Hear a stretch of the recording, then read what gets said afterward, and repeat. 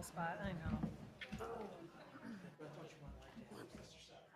Someone put this up right front row center. Nice. It's very cute. Nice touch.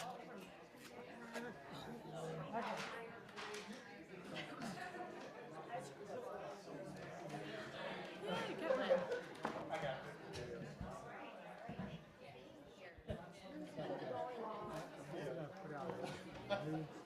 Okay, that is all right. And they're going to keep theirs on their lighted business like It's in your home. Dude, I was telling him, and he asked me I have to think about what to say, but I remember, I have to figure out, I think it's fifth grade, but third. Thank you for reminding me. Oh yeah, this is mine again. Come on over. I just make myself at home everywhere. But I don't want to call her over if you move it. It's just such a funny thing when they're inundated with tech and then they get something, I don't know, personal. It's really neat. Do you remember this? Pretty sure I did get one. I probably still have it. Yeah. This is dictionaries that the third graders get. Probably did. I saw that the what is it called, the cover. I'm like, nice. I remember that. I have that. Yeah, I think I remember exactly when I got it. Too. I have had that since third grade in my room for Do you get to? No, just my arms are like put on so. Because at 6:40 in the morning. There's only one between you guys. I'm so sorry. Let me kind of put it this way. That way it's not. Over there. There it is. It's where the intersection. Yeah, it's right in Thousand Mile. So Say it. People said it. No, that's what the third graders will try to do. Yeah, like they'll sit there and try. Yes, I get. I have to plan a weekend. They're designed to look like stickers, so you can actually put your own stickers on top of them. But I designed it to look. Freaking when I wear this, I just slide all over these seats. I can't fight. I have no grip.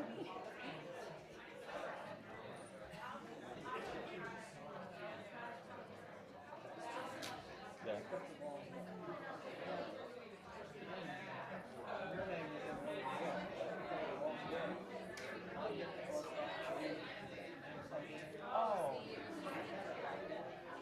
Oh, it's okay. I appreciate that. I appreciate the fact that you wanted to give me a so thank you. Oh, you want to take this back and you want me to take it?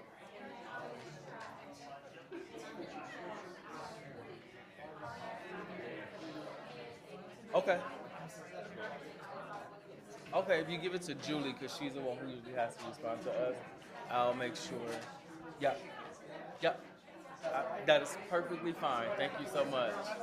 No, you're fine. No, no, you're fine.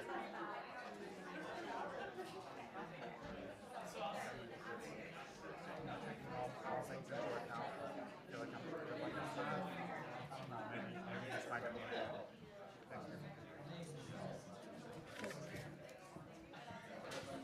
Thank you.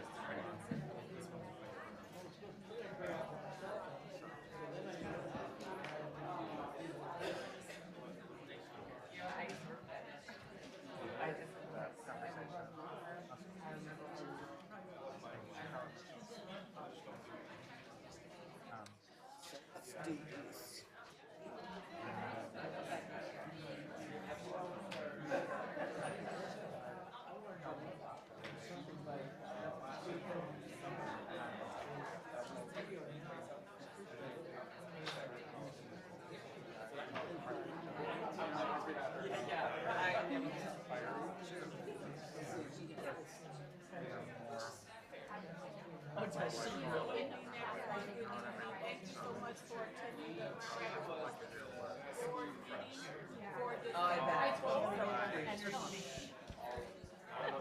Can you all hear me okay? Trying to start.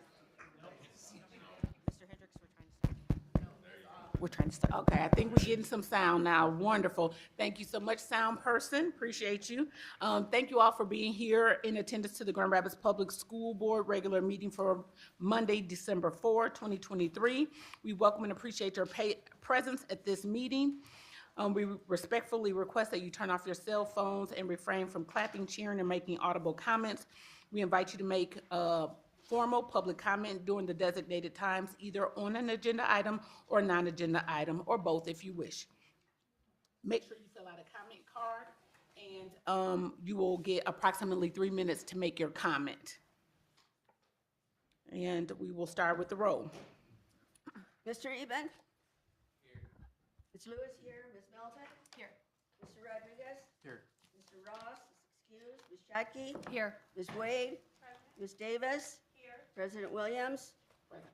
We have a quorum. And we need approval of the agenda. All in favor, please say aye. Aye. Any opposed, same sign?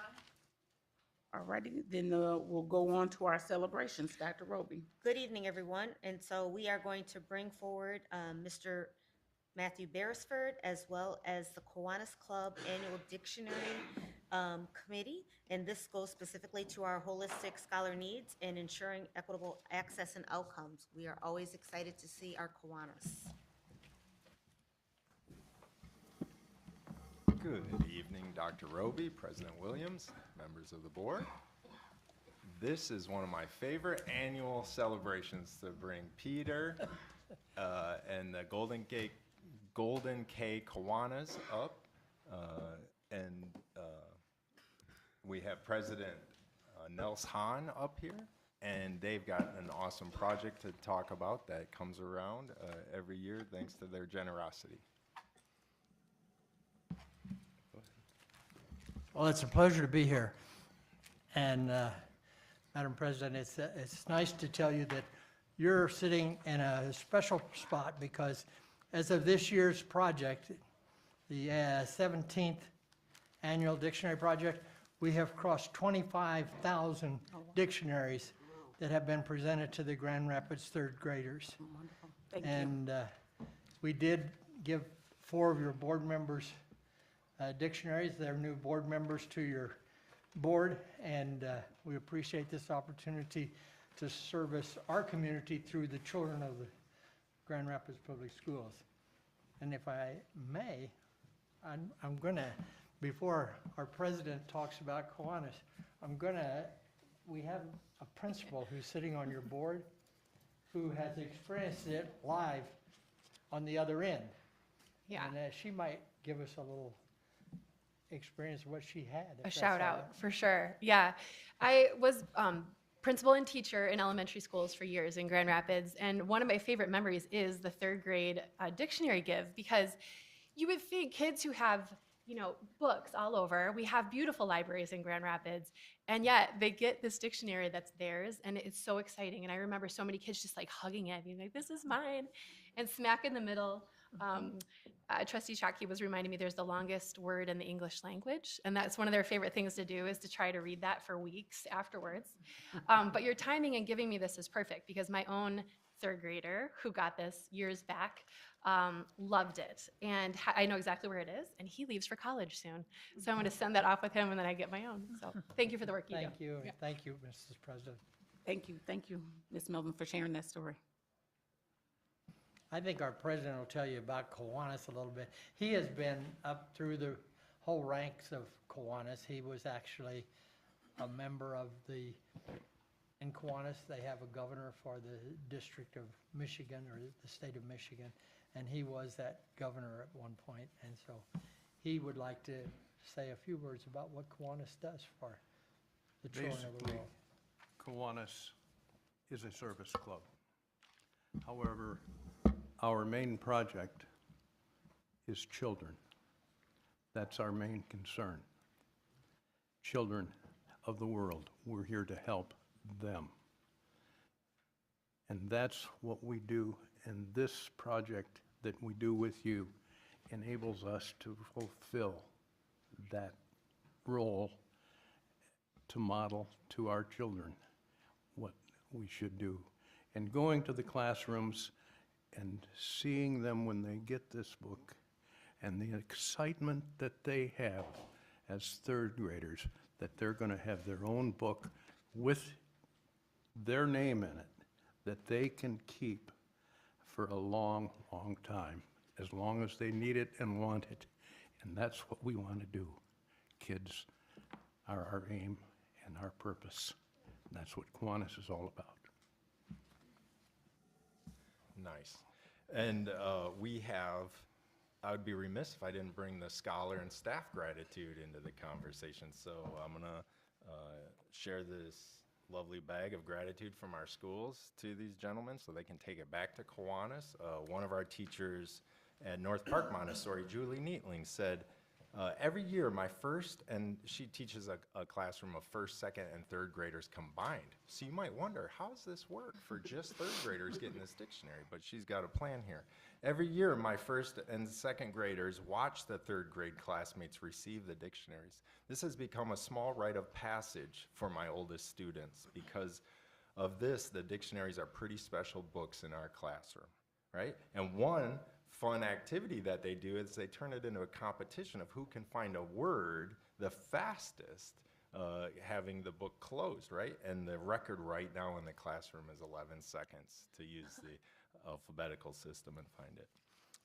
Dean over at Palmer says, thank you for the dictionaries. I plan on showing my family all the weird words. It will help a lot with learning. And another scholar said, thank you for the new dictionaries. The cool thing on the dictionaries is on page 538, the sign language.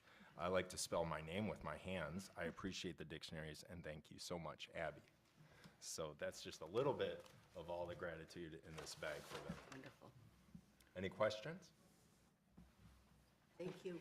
Thank you so much for being with us and for providing this wonderful experience for our young people. We appreciate you. Thank you.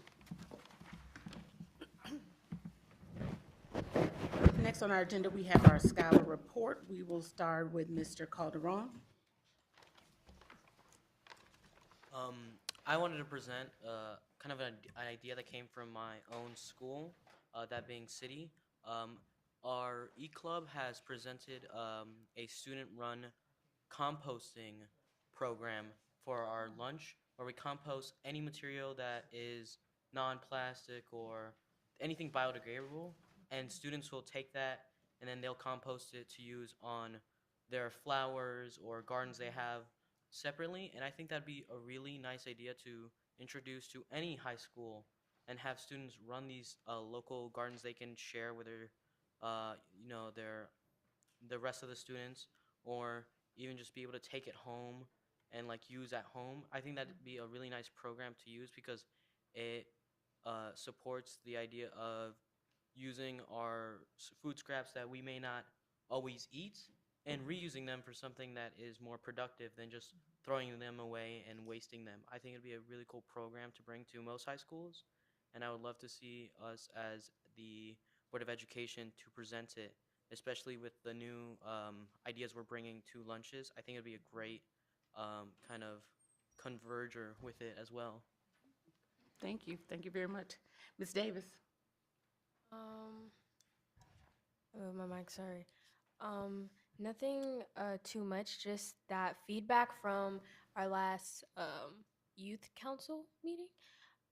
Just from talking to some of the other people from what we talked about the Reimagine GR with us, they liked it. I don't have my notebook right now, I'm sorry, so I'll probably like email you guys some questions, or like next time I'll have way more to say. But they liked the whole middle school, high school thing all combined, as in middle schoolers going into high school all together. So I just wanted to share that I got a lot of positive feedback from my conversations with students on the Supreme Board and students at my own school that I talked to. Wonderful. Thank you so much.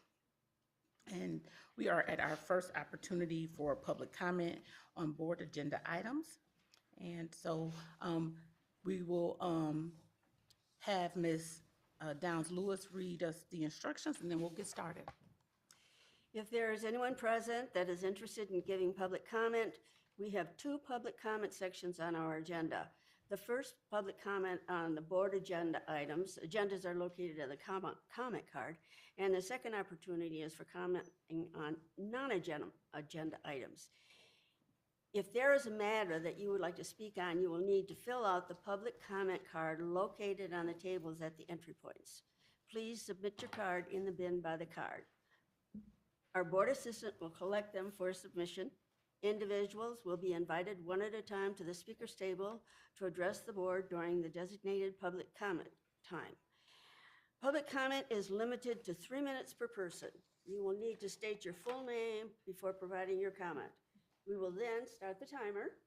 Mr. Rodriguez over here will start the timer at the beginning of your comment and provide you with a 1-minute notice by flashing his red card, and that will tell you that only 1 minute remains.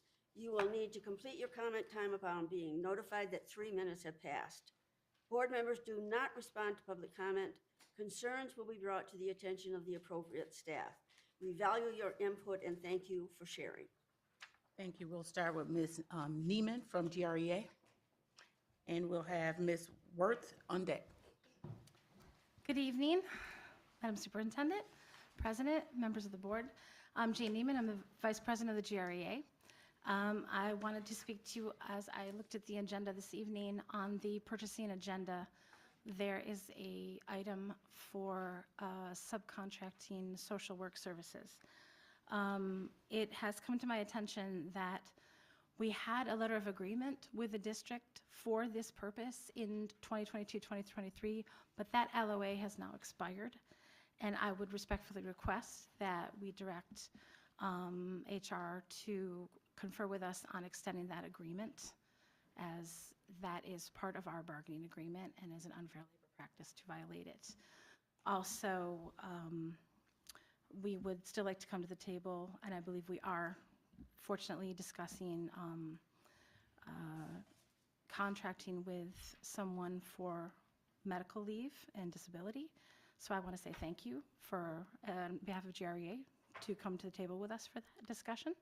We look forward to researching that and finding a company and a provider that meets everybody's needs and is also fiscally responsible and beneficial to the district in that matter.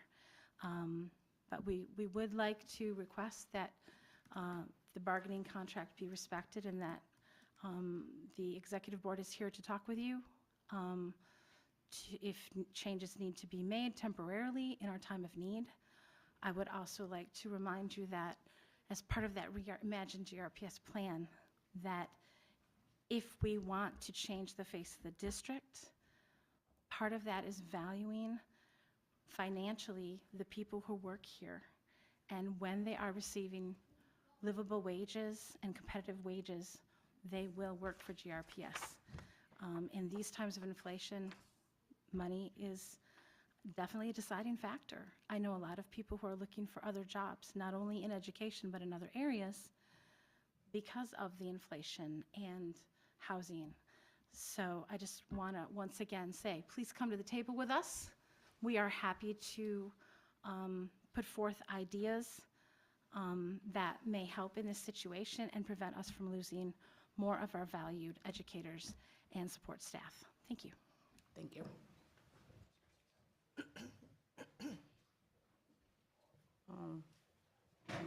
Mr. Marlowe, you are up after Ms. Worth.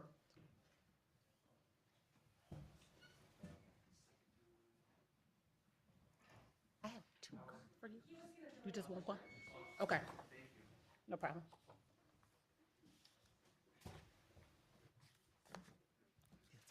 Hi, I'm Hannah Worth.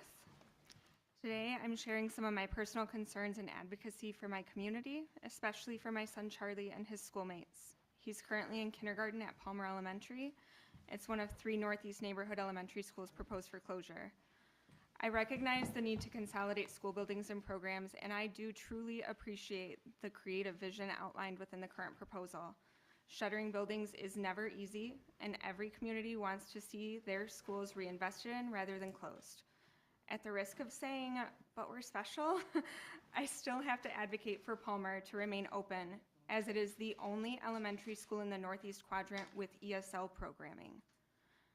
Last week, my son's class went on a field trip to the GR Children's Museum, and my spouse and I were fortunate to chaperone.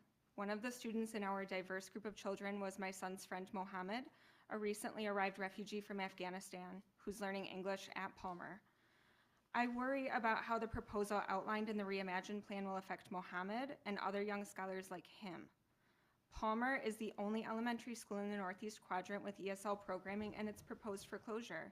That means Mohammed and every single Northeast student like him would lose their continuity of education by being displaced from their neighborhood school and moved to other buildings. These children have often already experienced disruptions and interruptions in their educations when they were forced to leave their home countries. Is it truly just and equitable to force them to move schools again?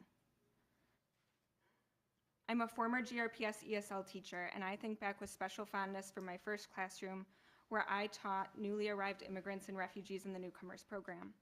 My students thrived in our GRPS school where they had the opportunity to develop deep relationships and further their learning. It is with my own former students in mind, along with my son's friend Mohammed and other refugee and immigrant children throughout the district, that I ask you to please consider how the Reimagine proposal disproportionately affects some of the most vulnerable children and families in our community. That is the youngest children in ESL classes throughout GRPS. Currently, ESL programming is only offered at 30% of buildings across the district, yet 60% of the buildings proposed for closure are schools where ESL programming exists, and 100% of the Northeast Quadrant buildings housing ESL programming are proposed for closure. It does not seem just for elementary-aged refugee and immigrant English learners to be disproportionately displaced by GRPS when they've already experienced displacement through immigration.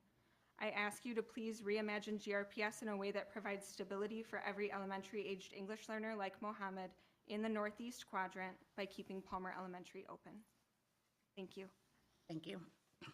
Maria Umana,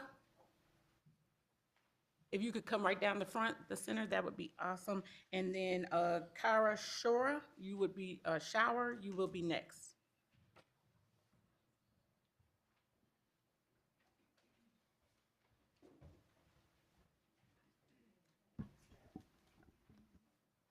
Hi, good evening. In my assessment of the proposed facilities master plan, I failed to see how this proposal will achieve the 6 strategic themes listed by the district, but I would like to specifically touch on the following 2 themes: optimizing and valuing all school options and ensuring equitable access and outcomes. It is stated in the strategic plan booklet that GRPS plans to afford the same level of attention, pride, and innovation to our neighborhood schools. Yet, to me, this plan fails to address how any of this restructuring will help reduce the 100+ teacher vacancies. While I would love to give you the exact numbers to prove that this disproportionately affects our neighborhood schools, the vacancy report is only shared by Human Resources with principals and administrations at this time. According to my assessment of the plan, GRPS will be closing 5 elementary schools and 1 K-8 building. Yet, GRPS also plans to expand some programming by adding a 6A at Ridgemore Park and turning the North Park Montessori site into a new elementary school, thus only closing a net total of 5 elementary schools. The only merging that is happening, according to the plan, would be Aberdeen and Riverside students at Innovation Central, Sherwood Park students joining Ken O'Shea, and North Park Montessori at Wellinwood joining North Park Montessori. The rest of the schools included in this plan are simply just moving locations, and so no merging would be happening. To me, this plan would lead to GRPS continuing to treat the scholars that attend neighborhood schools as second-class citizens and failing the objective to afford the same level of attention, pride, and innovation to our neighborhood schools. I work at Westwood Middle School, where we currently have 6 teacher vacancies. As the strategic plan booklet says, student voice that extended teacher vacancies are negatively affecting their learning, even prior to the pandemic. 1 minute. I can say firsthand that this could not be more true. Thus, I'm not sure how central office staff continue to be so insular that they can't understand that these are working conditions and learning environments that are not conducive for teachers or students. When I asked an executive director regarding the failure of this plan to address the staffing issues, he retorted with vacancies never being something that this strategic plan was going to address. I can't quite comprehend how or why this would be the case. Why input these themes into the facilities master plan when you're just thinking of it as a literal plan to only account for the facilities and not remedy the other issues GRPS is currently facing? This, I believe, is one of the reasons why people are leaving, even those who have been in the district for 20 years, with the more obvious reason being that GRPS does not adequately compensate its employees, and as a fact, specifically those under the GREA Time. contract.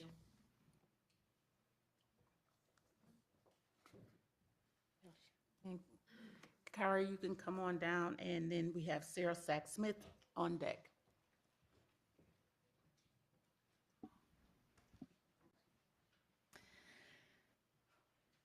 Good evening, Dr. Roby and board. My name is Kara Schauer. I am a parent to 2 children currently attending Ridgemore Park Montessori. I volunteer 4 or more hours a week in our building, mainly tutoring scholars in math. This has afforded me an up-close look at many of our building's classrooms and the myriad ways that things could be improved for staff and scholars alike. Additionally, both of my children are neurodivergent. 2019 was our first year at GRPS. Between the extra challenges we faced because of COVID and my children's extra needs, we've had many struggles throughout their schooling so far. This is the first year that I would say has been truly successful for them, both in an academic standpoint and, more importantly to me, in terms of their emotional well-being. This is due to 2 things: interventions that we have sought and pursued outside the school system, and the excellent teachers that they had this year and last. And since they're at Montessori, they've had the same teacher for the first time ever 2 years in a row this year. Tonight, I'd like to challenge you to do a better job of valuing your teachers. I'd love to address many other things desperately needing improvements, but those are secondary to this. Both my children's teachers have had numerous conversations with me, my husband, and my kids in the last 2 years in order to figure out how we can help them not just learn, but actually enjoy their school experience. These conversations extend far beyond the 15-minute parent-teacher conference we have twice a year. Both of their teachers have utilized various strategies suggested to us by therapists and given us real-time feedback to let us know if they're effective. Without the care these teachers have provided, we would not still be attending a school in this district. They're the reason we stay. Sorry. The reason we have tolerated the ways in which GPRS has continually failed us, and the reason we work for improvement.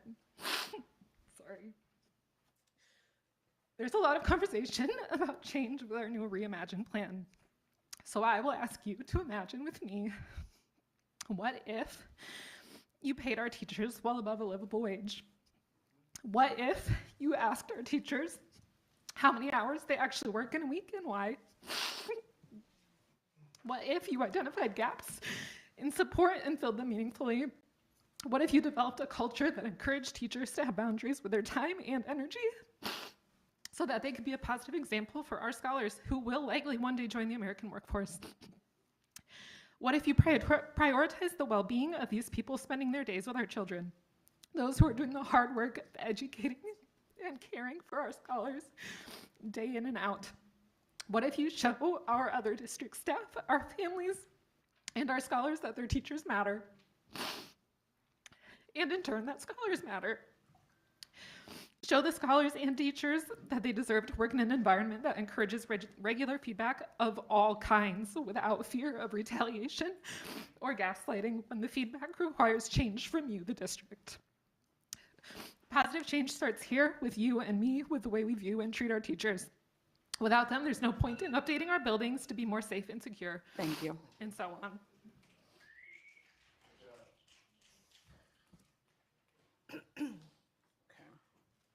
And next we have Marta Johnson on deck. No, it's next on deck. My apologies for saying that. Hello, my name is Sarah Sack-Smith.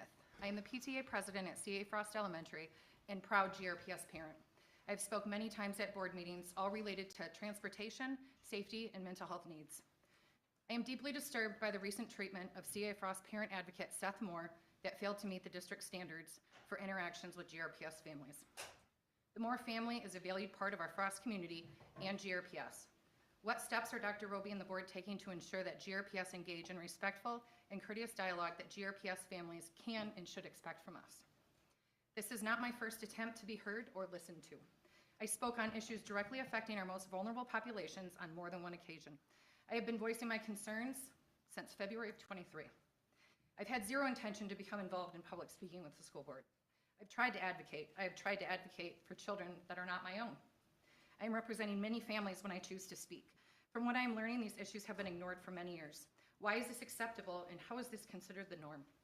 I can't speak on anything prior to my involvement or my awareness. My children are back in the district since fall of '22.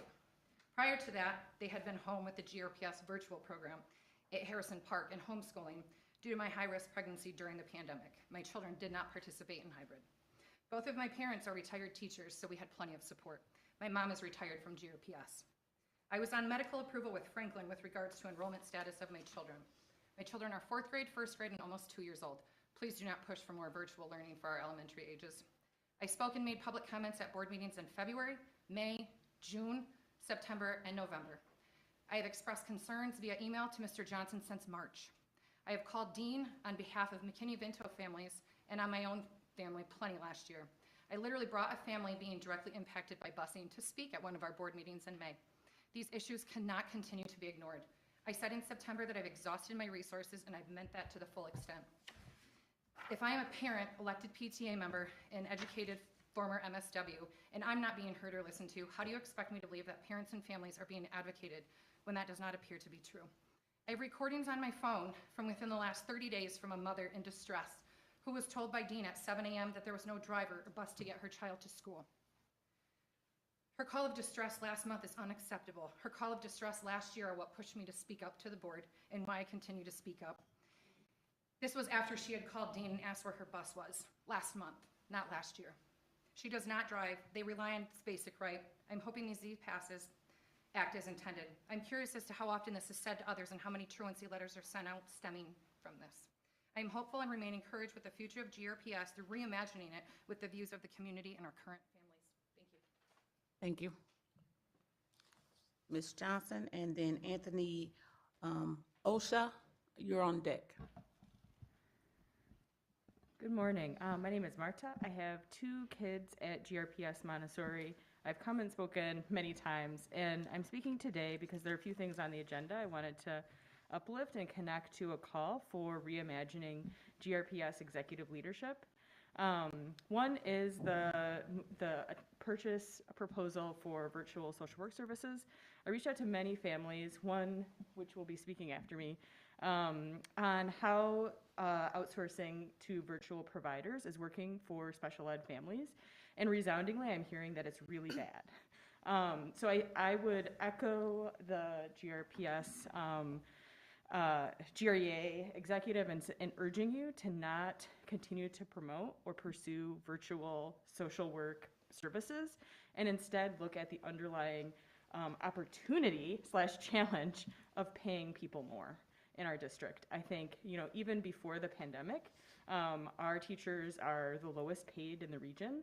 And this is something we have an opportunity to correct with the budget that was passed by the state and then flows forward to the districts. There are also expectations for addressing teacher pay.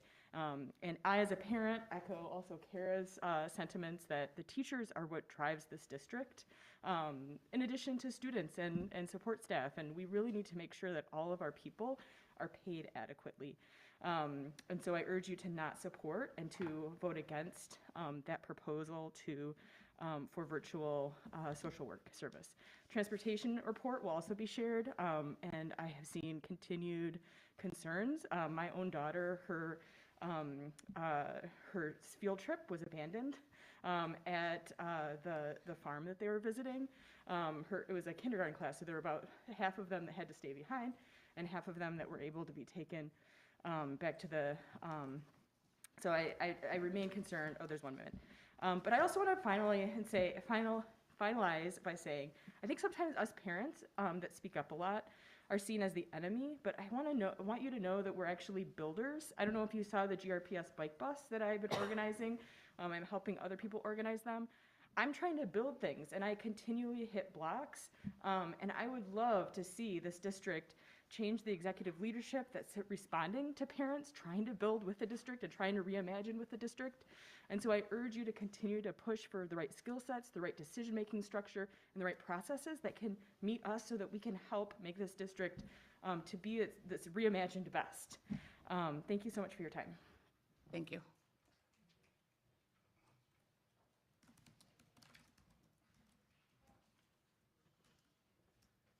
Hello and good evening, all. To be honest, I wasn't ready to come here. I was tired. I didn't feel like it, but at the last second, I felt like I should make use of my privilege that my wife is at home, is able to watch the kids, that I had a car that was worked, and I could get here on time. And so I hope that the parents that are seen here that may be entitled, that may be seen as too loud, too obnoxious, that we can be seen as hopefully the community activists that we are, and that we are speaking, us few parents are speaking for a majority of the public. That we're concerned about the report that came out about what was happening at CA Frost and the phone call. We're concerned about the lack of reliability of Gene transportation, and we're concerned about a whole list of things, the pay of teachers, the pay of parapros, the lack of teachers available, so we're turning to virtual learning. But I guess my one thing that I'll come up here and say is that quite simply, put students back in GRPS University. I've heard from a teacher a number of years ago, which is still true to this day, that it's 10% used 90% of the time. And so it's used inappropriately, or at best it's used insufficiently. So yeah, you have a great building. I didn't see anything about it, the Reimagine GRPS with us. Just put students in there. Just a small thought. Thank you. Thank you. Next, we have our secretary's report. Yes, the City Board Liaison Committee will be meeting on Wednesday, December 6th at 4 p.m. in the Administration Library Building, room 112. Salvation Army Angel Tree Toy Drive. Grand Rapids Public School District offices is participating in this year's Salvation Army Angel Tree Toy Drive collection. If you would like to donate to this cause, please drop by the Administration Building located at 1331 Martin Luther King Street anytime between 7:30 in the morning and 4:30 in the afternoon. The greatest need this year will include toys for children between the ages of 9 to 12, toys for children with sensory sensitivity, autism, ADD, ADHD, toys and books in Spanish or bilingual, gift cards for teens in denominations of 20 or 25 to stores such as Meijer, Target, or Walmart. All righty. And then we have our committee chair update, Ms. Shockey for the Finance Committee. Good evening, everyone. The Finance Committee met last week, Monday, and we began with a primer on our collective bargaining units, of which we have 6 in GRPS. We received an overview of the bargaining process and our mandatory subjects of bargaining. We were also provided with the contract dates for all 6 bargaining groups, 4 of which expire at the end of this fiscal year, which is June 30th of 2024. And we were also informed that there are generally annual financial reopeners and that those are limited to wages and salary schedules. There are 2 annual resolutions that come forward to the board this evening, recommended by Finance for approval. One is our annual summer tax, property tax resolution, which allows us to collect summer property taxes, and then also our annual banking and investment resolutions that determine our banking partners. The purchasing agenda does come forward, recommended this evening, with a few highlights, including investing in a summer scholar program with scholars taking trips to HBCUs, quite the contrary, and also paying our bond millage, which came in less than we anticipated, which is a good story. Lastly, I just want to recognize and thank our incredible community supporter, Sherry Lynn Noe. She's back with us, providing so many donations for our deserving scholars, and that is in the consent agenda this evening. That's my report.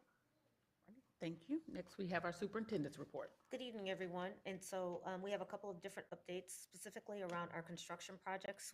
We are trying to make sure that our community is informed as to the various projects that are taking place. And so I'll ask Mr. Alex Smart, our Executive Director of Facilities and Operations, to come down and provide an overview of construction projects, including our Ottawa Hills Pool.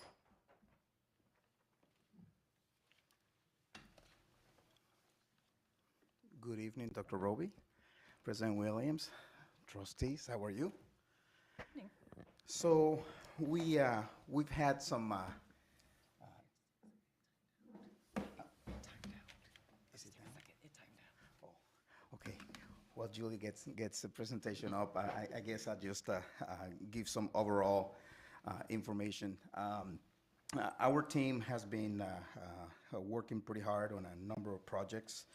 We're just quickly adding up the cost, and the district has invested over $53 million on our scholars on these projects, from roofs, re-roofing some portions of buildings and repairing others, to the repair of the Ottawa swimming pool, which I'm looking forward to telling you how that project is going.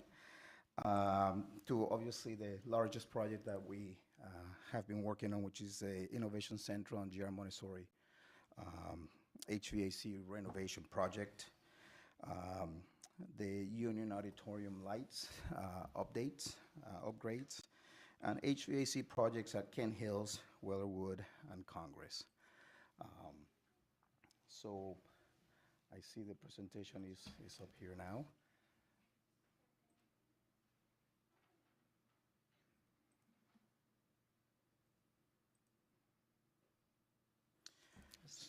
So we're going to start with the Central, Innovation Central project. And I'm pleased to say that the wall, the north wall of the auditorium has been completed, all the exterior work has been completed. We are right now currently working on finishing the inside of that wall and doing some work in the auditorium itself. The substantial completion is still scheduled for January 5, when we take ownership of all the spaces inside the building. We're going to continue doing some commissioning and some adjusting of systems and some punch list, for a few more weeks after that, into the spring, most likely in some cases. But our scholars will have access to all the spaces now. Most of that work will happen off-site via computers and things of that nature, and after hours. So Julie did her magic. Thank you.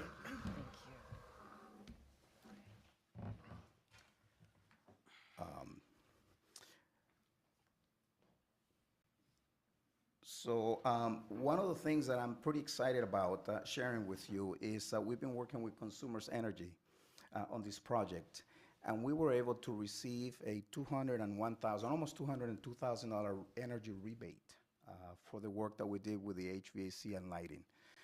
That's a substantial rebate, and hopefully we can continue to reinvest in energy efficient projects like this one right here.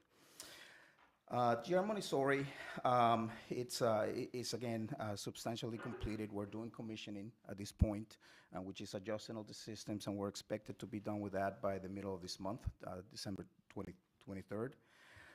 There's few little paint jobs and things of that nature that we're still scheduling during break, but overall, that project is completed.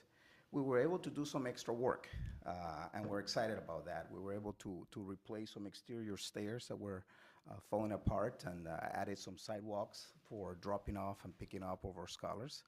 And we're able to work on the playground, things that we were not planning on doing, but thanks to a sinkhole that we found there, we took the opportunity to just go a little bit further. Congress is substantially completed. That project, again, we were able to get a rebate for just one mechanical unit of $4,200. So it's not a whole lot of money, but for one unit by itself, it is significant for us. So we're excited about that.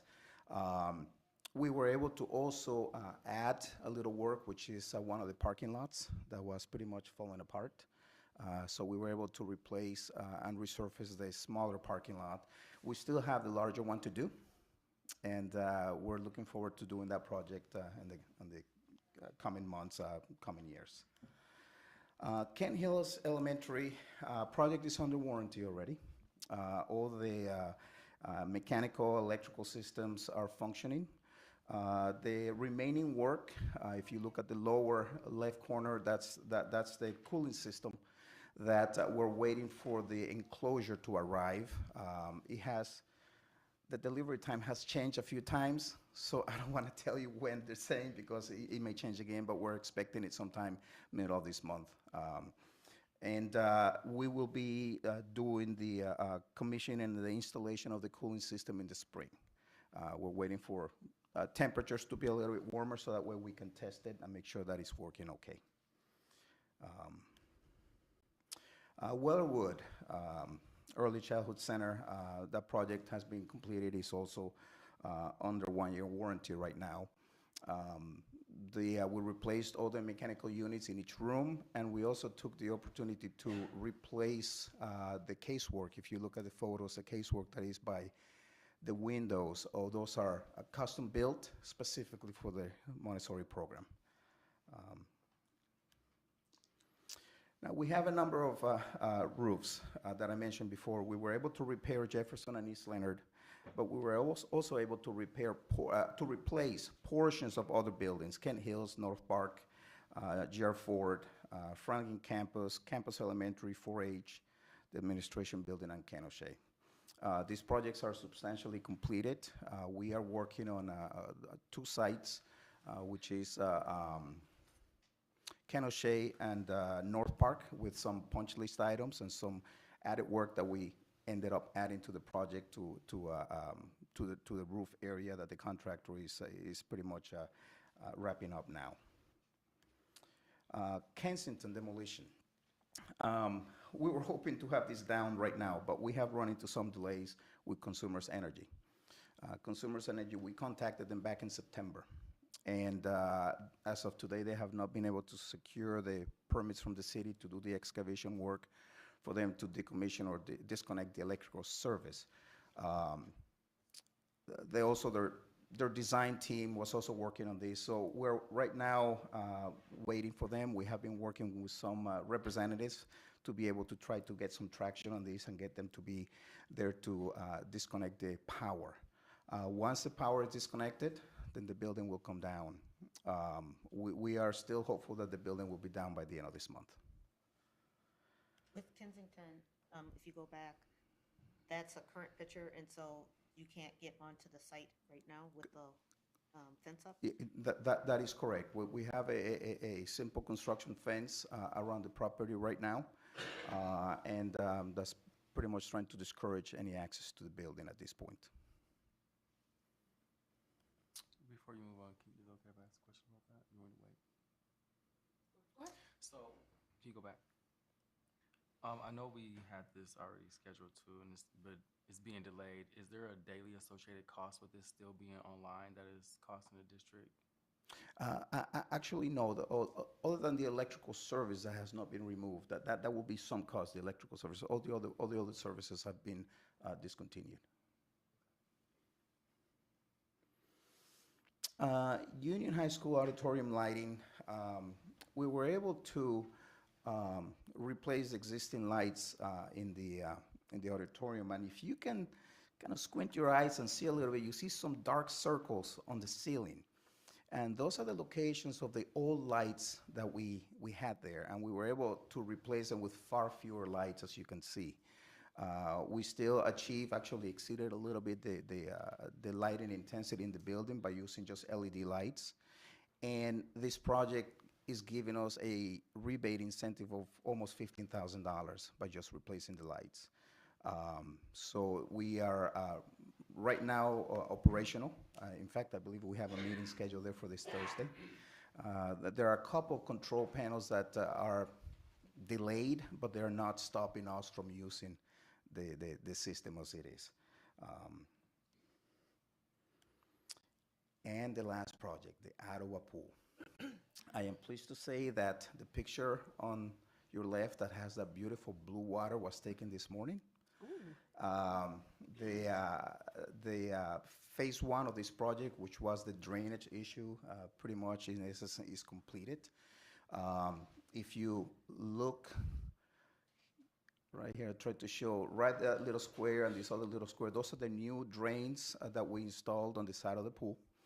And we were able to also acid wash the walls and the floor of the pool and regrout the pool. We were able to replace all controls and shut-off valves, and also we're repairing we repair the heating components. So we're filling the pool right now slowly with 2 garden hoses because it is not recommended to fill it quickly because of temperature changes. We run the risk of cracking tiles if we do that. It is going to be, the startup is scheduled for this Wednesday, and then we'll be heating the water. And I believe that we will be ready to do the chlorination next week, and the pool will be ready for use. So that, we're pretty excited. So I just wanted to end my presentation with this. May I? I have one question. I can see this down here about how deep it has to be at the starting platforms. And our pool or that pool is not deep enough. So what do we plan to do to fix it so the kids are safe? Yes, and that is for phase 2. Phase 2 is the most substantial. What we're anticipating will be at a minimum $1 million. Okay. Phase 2 will replace the entire filtering system, all the plumbing. And after talking with the state, we learned that the state will not give us any variances on the pool depth. So in order for us to be able to do phase 2, we will have to look into how do we increase the depth from 60 inches to 79 inches. So that's yet to come. We have engineers right now that are working on the plumbing and mechanical aspect, and they're supposed to be done at the end of this month. But we have not addressed the depth of the pool yet. So that's coming next. Is that adequate at Union High School? Are the starting blocks? I don't know. Okay. Yes, I will have to check the other pools. We have Union, we have City High. City. So they were compliant when they were built, but the rules and regulations have changed through the years, and the state will not grant us any variances if we're going to do any work. Then we need to bring it up to compliance. Did we know about the new depth that needs to happen prior to us doing any form of renovation around the piping? We talked with them, and they allowed us to do the piping, the drainage as a safety precaution, because that was also a safety issue. But they told us that in order for us to move forward with phase 2, we're going to have to bring the depth. And so this will, as a result of the answer that you just provided regarding that, whenever we start the actual adjustment or addressing the depth issue will not interfere with what's already been done with the piping. Is that correct? Correct. Okay. Correct. And my understanding is that the depth issue is for the lab area, not the deep diving, but it's actually the lab portion of the pool, which is the higher portion of the pool. And is there a time duration that you are already anticipating that particular lap pool will be down for a period of time? As of today, no, I don't have that information. We have not gotten to that level of planning yet. Okay. Any other questions? Okay. Thank you. Thank you very much. Thank you.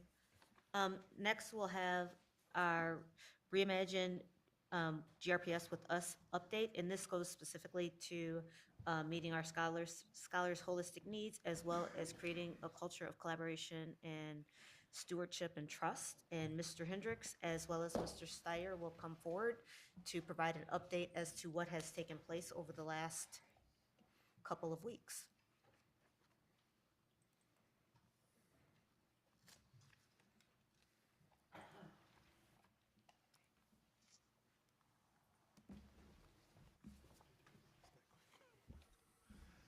All right, good evening.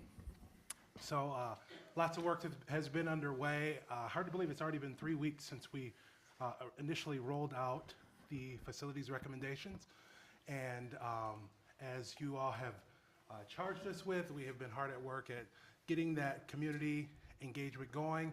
And so far, of course, this week will be our biggest week yet as far as the community engagement meetings. But so far, we've already had contact with some 600 people in our school district, either through our virtual meeting, our in-person singular town hall that we had, as well as the feedback that has come in through our website and digitally. So this website gives you, or this calendar gives you an idea of where we've been so far.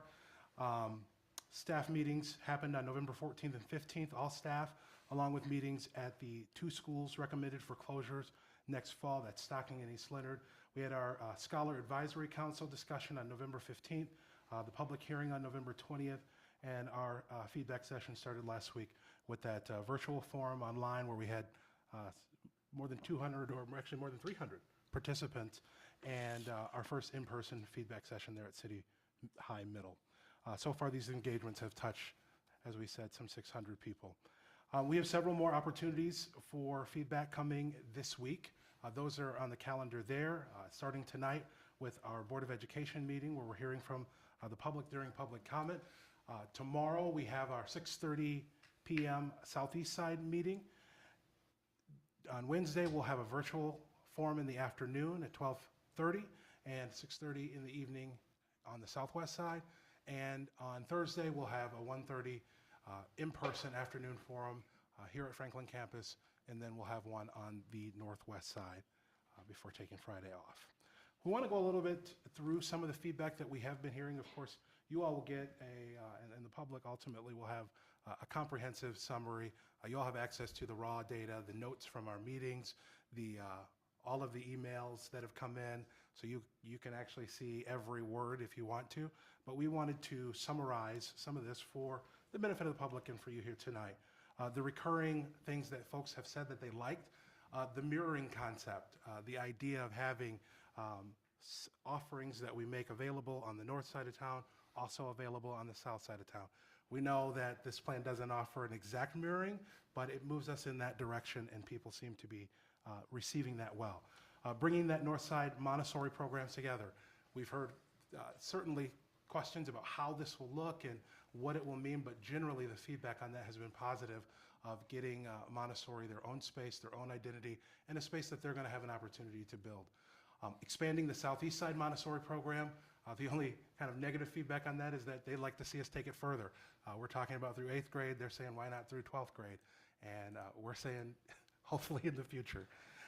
Bringing more scholars and staff together, we've gotten a lot of good feedback about that. The community and engagement with families, the proliferation of the information, the order in which it came out, we're hearing positive feedback on, and of course the cost savings. It seems that the messaging around the need to streamline our dollars towards scholar success has landed well, and folks have given us credit for that. The recurring concerns that have come up are the impact on special education programs. Really, the primary feedback on that is just the lack of detail around the plan. Folks wanting to know exactly how this is going to impact this sensitive group of scholars. Of course, we share in that concern and are hearing that largely from our staff, but we've heard some of that from the public as well. The number of closures on the Northeast Quadrant, namely Palmer Elementary. We heard some comment here tonight about that, and we recognize that on our map, the impact this has had on the Northeast side. That's reflected in our feedback. The questions about interaction of scholars at middle high campuses. That's a new concept for some of our schools, and there has been some concern about how that will play out and what that will look like in action. How staff will be relocated, wanting more detail around that. The impact on transportation and whether it will improve some of the deficiencies that have been identified before you at length over the months. And the construction timeline questions. You know, why this project here? Should this project really wait? Questions about how we have ordered things have come up as a recurring concern. So that is kind of the feedback in a nutshell. We can pause there and take some questions about that. I'm sure you have some. Yeah, quick question. What was there a goal set for a number of participants that we were looking for? I know you mentioned earlier that we have about 600 based off of the engagement that we've done thus far, but is there an end goal or is there a number we're trying to reach in regards to how many people we actually are trying to engage? We did not set a numerical goal, but it was our goal to make sure that these are accessible. Making sure that we're doing the digital, the online. So we didn't set we want to hear from this many people, but the idea was to do enough sessions and to diversify how we're doing them so that we give everyone who wants to participate a chance. And do you mind, thank you for answering that, do you mind also expressing how are we ensuring that we're getting proper representation from all of the different points of our quadrants? Is it zip code that's coming up in there? Are we able to say we have so many from the southeast or northeast side? How are we determining the voice? So yes, we are tracking that. We've asked folks who participate both in person and on when they submit a comment. I don't think we, although we have figured out a way that we could for our virtual forum go back and ask for racial demographics, but we're asking in all of the others, certainly racial demographics, what quadrant they live in, and whether they're a community member, parent, guardian, scholar, or staff member. Yes, what type of. Thank you. Yes. Others. Yeah, I'm wondering, there's a lot of feedback. I went through all the feedback. Thank you for sharing that earlier this week.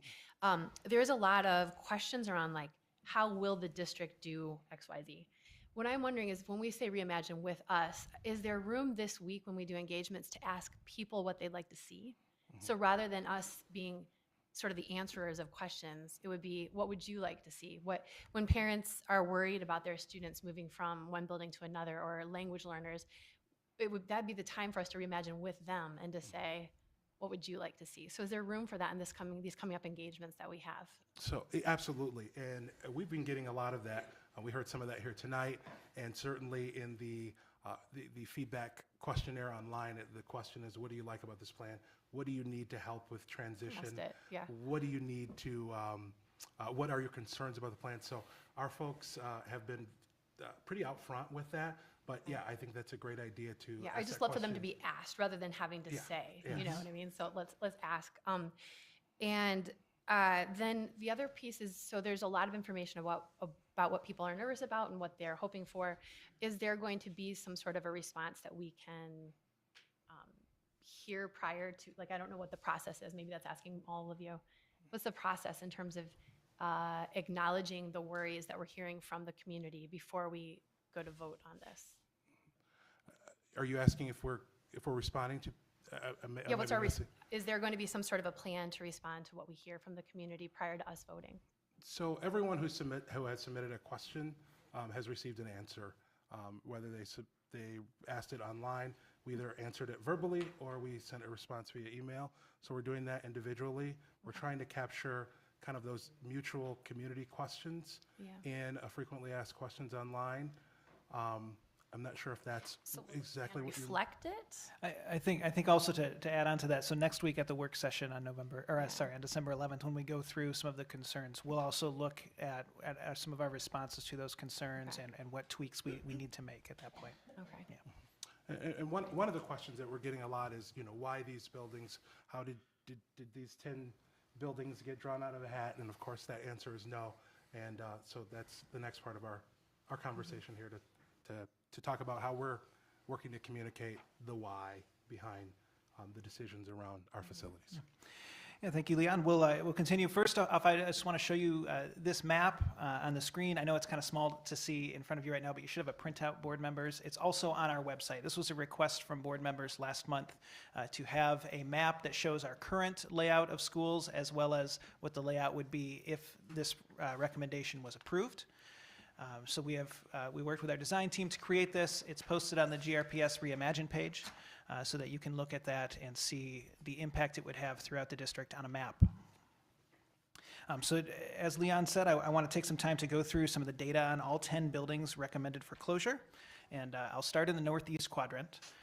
This is starting with Aberdeen. And so all of these slides, as we go through these 10 buildings, will have a similar set of building data here for us to look at, and I'll highlight some for each. So for Aberdeen, for instance, this is a building that's nearly 100 years old. Its deferred maintenance is over $6.5 million.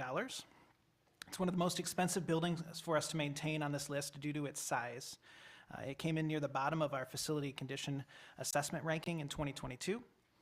You can see from the utilization number there, it is less than half utilized right now. with the capacity of 552 scholars. That means the percentage of Aberdeen on our overall district capacity is 2%. So by closing Aberdeen, our utilization goes up 2%. Some other key factors surrounding Aberdeen and its reason for closure is the building does not have air conditioning.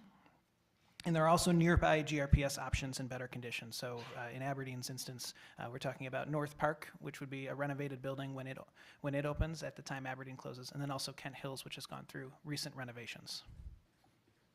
I'm just wondering about Aberdeen. I know it sounds like it's a big building, but it's really not, because a lot of the rooms are taken up with special ed kids and the library and the computer and so on. And so I guess what I'm saying is that as far as all the elementary kids in the entire district, only 2% of them go to Aberdeen? Is that what I? No, so the space that Aberdeen has makes up 2% of our district capacity. So we have space for 27,000 scholars throughout our district. 2% of that is at Aberdeen. Okay. All right, we'll move on to East Leonard. East Leonard is newer, but still has nearly $5 million in deferred maintenance cost. It also ranks in the bottom third in our facility condition assessment ranking. It's about half full right now. Aside from the building condition, another key factor in the recommendation to close East Leonard is that both Coit Creative Arts Academy and Kent Hills are nearby in better condition to be able to receive East Leonard scholars. And one more question, I'm sorry. I Yeah, no should problem. ask it. No, you're on. That land on the side of Aberdeen where the kids had their playground and so on, is that Grand Rapids Public School property, or is that city property? I believe it is Grand Rapids Public Schools property. I've looked at the title for that space, but I will get back to you with a Okay, for sure all answer, right. but I'm pretty sure it is our property. Because Yes. it's Yeah, very nice yeah. green space. Yes, yep. Okay, next up is Palmer, and as we've heard Palmer discussed here this evening. Of the 10 buildings recommended for closure, Palmer has the lowest deferred maintenance with $3.7 million of deferred maintenance. It does rank in the bottom half of the facility condition assessment ranking, just over half utilized right now. Similar to East Leonard, due to it's a little bit smaller due to its lower capacity, closing Palmer has a smaller impact on overall district utilization rates. The main factor for closing Palmer is its proximity to other schools. It's very close to Kent Hills, and also would have the ability for scholars to be able to go to the renovated North Park further north. And another mention, this is certainly not as big of a factor, but it's something that we looked at when we were looking at which buildings. It is landlocked without a parking lot, so as far as a building for future expansion, that is a drawback of the Palmer location. Also on the northeast side, Grand Rapids Montessori Academy. This is the old Fountain building. It's more than 100 years old. In the 2022 facility condition assessment, it ranked near the bottom of the district, although as Mr. Smart was discussing earlier, there has been work done this year, so it would be likely a little bit higher if that assessment were redone right now. It's a large building. Closing it for education has a larger impact on the overall district capacity. And one of the key factors for closing this building is that we would move the program to join other Northside Montessori programs at the Riverside school site.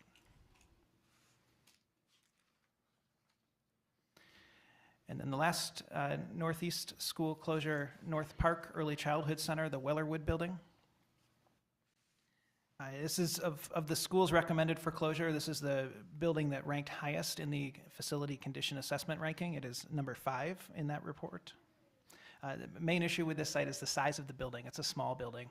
As you can see, it's at 100% utilization, which is excellent, but its capacity of only 192 scholars has limited the growth that we can have of that program there. And by joining other Montessori programs in the renovated space at Riverside, it would allow for more growth for this program when we bring all the Montessori programs together. All right, so that is it for the northeast side. We'll move to the 3 schools on the southeast side. Same information here as we go through.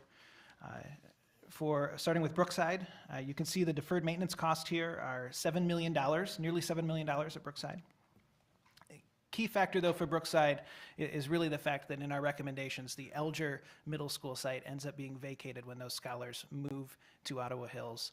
So you then have Elger, which is it's about a 15-year-old building, ranked 7th in our facility condition assessment, that would be empty and nearby Brookside. So that is the main motivation to move Brookside is to be able to move scholars into that much better building.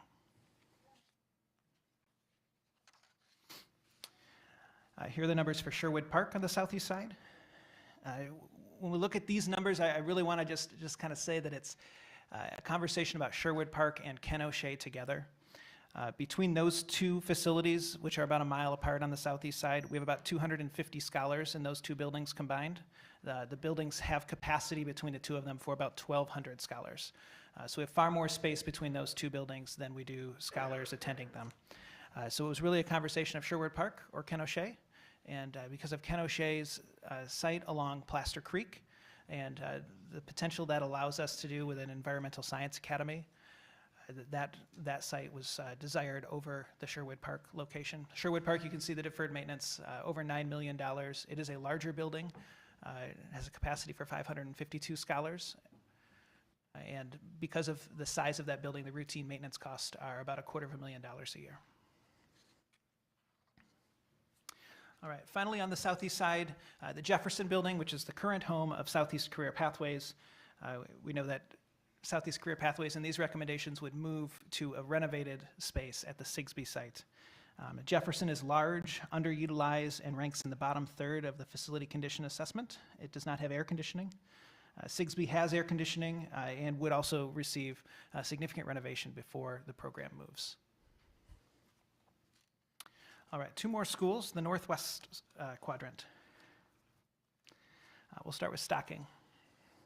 Stocking is a 100-year-old building with nearly $7 million of deferred maintenance. It does not have air conditioning. Since it reopened, utilization rates have remained low. Right now, it is less than 1/3 full. Another key factor for Stocking, we have Harrison Park and Sibley that are nearby, both in better condition and both with room to accept scholars if Stocking were to close. And then finally, Westwood Middle School. This program in the recommendations would move to Union High, which is on the same property. The Middle High campus at Union would mirror campuses in these recommendations that we're proposing throughout the district.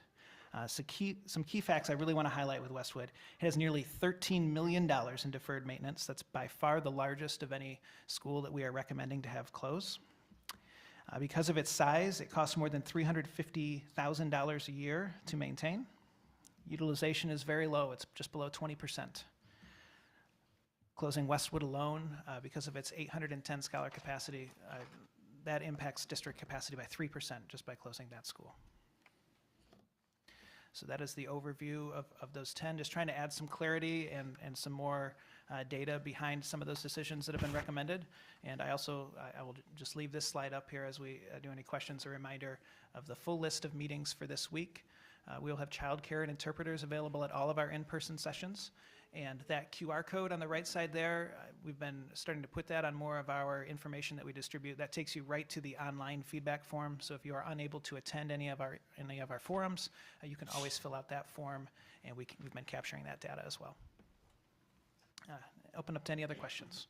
I do have a question about the 3 renovations, North Park, Sigsbee, and Mulek. Is there some type of plan for what those renovations will look like? Yes. Sigsbee, I know our facilities team is working right now. They have gone through that building, and they're working on some of the specifics as they get ready. That would be one of the first projects that they would bring on a design team for to start looking into. I'm sorry, North Park is a little bit further down the road, although we know some of the big items that do need work there. And what was the third school? Mulek. Mulek, yeah. Mulek is one we've had discussions about. That would be. I shouldn't have said Mulek because I know. Yeah, okay. Yeah, Mulek, though, just for everyone to hear, that would be a significant renovation.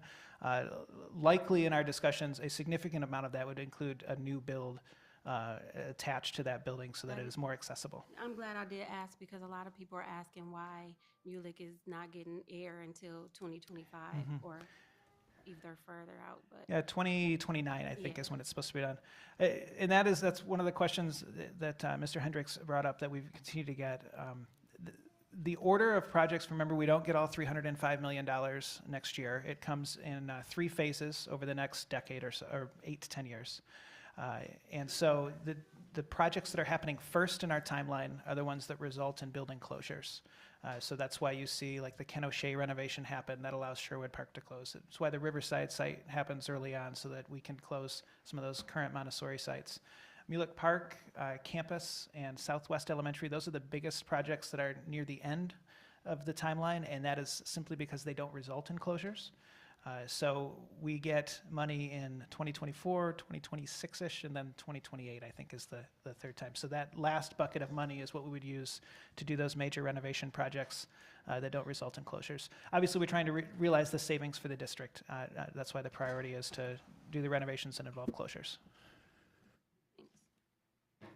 Any other questions? Any other questions? Yeah, with the slides that you presented, would that have the pretty much lay out the fact sheets of why? Is that also going to be posted online associated with those particular schools on there so that way the public at large could access, see that, and inform any questions necessary? Yes, yes. They're about half there right now. Some of the info from those slides is there, but we will make sure tomorrow to get those entire slides on that building by building page where you have the drop downs where you click on a school. Those slides will go right onto there. Prior to the engagement. Yes, yeah, it'll be our first thing to do tomorrow morning. Any other questions? All righty, Dr. Roby? All right, thank you, gentlemen. Thank you. Our last report, and this goes back to our commitment of quarterly having conversations with one of our community partners, which is Dean Transportation. And this is the feedback that our community has asked for, to have updates related around various metrics, as well as progress that our transportation provider is utilizing. And as a FYI, Dean also is present for regularly scheduled board meetings as well, so that they are able to hear feedback in real time from our stakeholders, our communities, and families. And so with that, I will turn it over to Patrick Dean. Good evening, President Williams and Dr. Roby and members of the board. Thank you for the opportunity to be here and provide our quarterly update. I'm Patrick Dean with Dean Transportation. With me is Brian Thrasher. We're both proud to provide some data tonight and provide some additional information about how the transportation department's doing in the recent quarter since our last update. We appreciate the chance to share the progress we've made. So this is our December update. We're meeting quarterly with the board to provide regular updates, obviously available at board meetings as questions come up, and available to parents through the transportation concerns email that goes directly to the transportation department, along with meeting with parents individually if questions arise about their transportation. So as a highlight, I wanted to share, we hosted a parent forum on October 4th at GRPS University. Some of you attended that meeting, and we appreciate that. We had about 50 parents and family members at the meeting to share concerns about transportation and collaborate with the transportation department. This was the first time that we've had an opportunity to hear directly from parents in a number of years, and it was a great opportunity for us to collaborate, hear good, bad, and celebrate our drivers that are out on the road every day. There was many comments about the positive drivers that are servicing GRPS, and some ideas that can happen throughout this transportation system to reimagine and continue to make it better. And so we appreciated that. I'll share in my closing remarks, that's the first opportunity to have a forum, but we look forward to a second opportunity to have one this winter. I'm pleased to share that we're redeploying software called ZPass, and I'll share a slide in a minute that's both Here Comes the Bus and ZPass, but ZPass was launched in 2021. It's a student tracking application that has a card system, and we're pleased to relaunch that actually this week. So schools are receiving cards. We sorted them by school and grade and distributed to each building. So buildings should be receiving cards starting today and throughout the week as those are distributed throughout the week.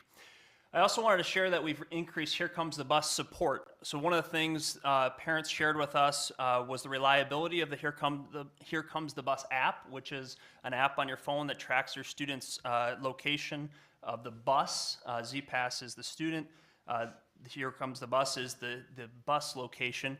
We've increased in-office support of that system. So part of the system is updating bus information in the software, swapping out buses if one were to go out for maintenance, or if there's an issue with the bus, swapping it in and out. So we have a dedicated staff member that arrives at 5:30 in the morning and monitors a screen, kind of like the air traffic control system of school buses. And she's making changes to the buses, sending out robocalls if there's a route affected, and communicating through the Here Comes the Bus app. It's an evolving technology. It continues to get better, but it's something we're focused on making sure is a transparent tool for parents, and we want to continue to get it better. Is it perfect? No, but it's improving, and we believe we're continuing to invest in the technology and the resources to make sure it becomes a very solid thing for the district long term. I'm also pleased to share we've increased call support in the office, so reaching a live person in the office. If you have a dispatch question, we have 3 additional call takers in the office to respond to parents' questions or concerns on the phone if they're not able to reach us through the Here Comes the Bus app or via email. I also wanted to share, and I'll share in the next slide, we've established on-time reporting metrics and staffing metrics, something that the district and administration requested of us along with the board. And so we're pleased to develop a process in which we're going to be able to track how operations are going within the transportation department, how we're progressing in terms of recruiting quality staff members, and develop trend lines for that information that we can demonstrate to the community and the board how transportation is doing. I also want to share that we held six open interviews since we last presented to the board. We had open interviews on September 14th and 26th, October 12th and 24th, November 9th and 28th. So we continue to recruit staff members that want to help in transportation to be part of the GRPS community. We're very proud of that. We had good attendance at those. We had a lot of employee referrals, which is always good, community referrals. So if there's community members that are maybe thinking about starting the year off as a new opportunity to support GRPS transportation, we welcome the chance to train them and have them become part of the department. So we'll be launching our January hiring events here soon. We'll be announcing those in the next couple weeks. And then we continue to support the Reimagine plans and logistics. As was discussed, there's a lot of logistical things for transportation, and we're here ready and available to help analyze how the logistics affect the transportation planning team. So those are some of the highlights we shared. I wanted to share with the board from our last update in September. We want to share a little bit about on-time reporting metrics as well. So this was a transparency item that was asked of us to develop a method in which we could track how often buses are on time to school in the AM and PM.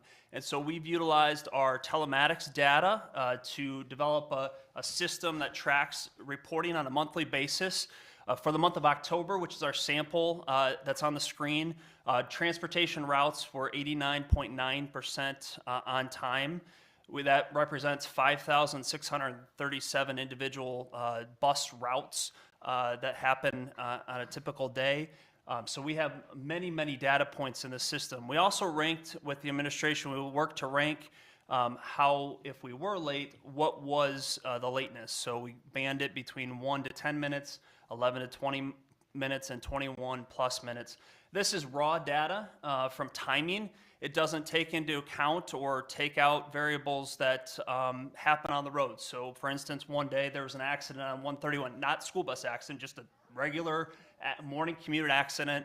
And so it delayed buses, and that counts against these numbers. So these are just raw data regardless of the reason in which transportation was running behind. We are going to continue to monitor and update this information. We'll be reporting this by the 15th of each month to the administration for the dashboard. And so our next update will be here next week for the administration. We are seeing our preliminary November data better than this, improvements made, slight improvements, and continue to track improvements throughout the system as we develop trend lines to report to the board on this information. We also included the changing months into November, Dean Transportation staffing update.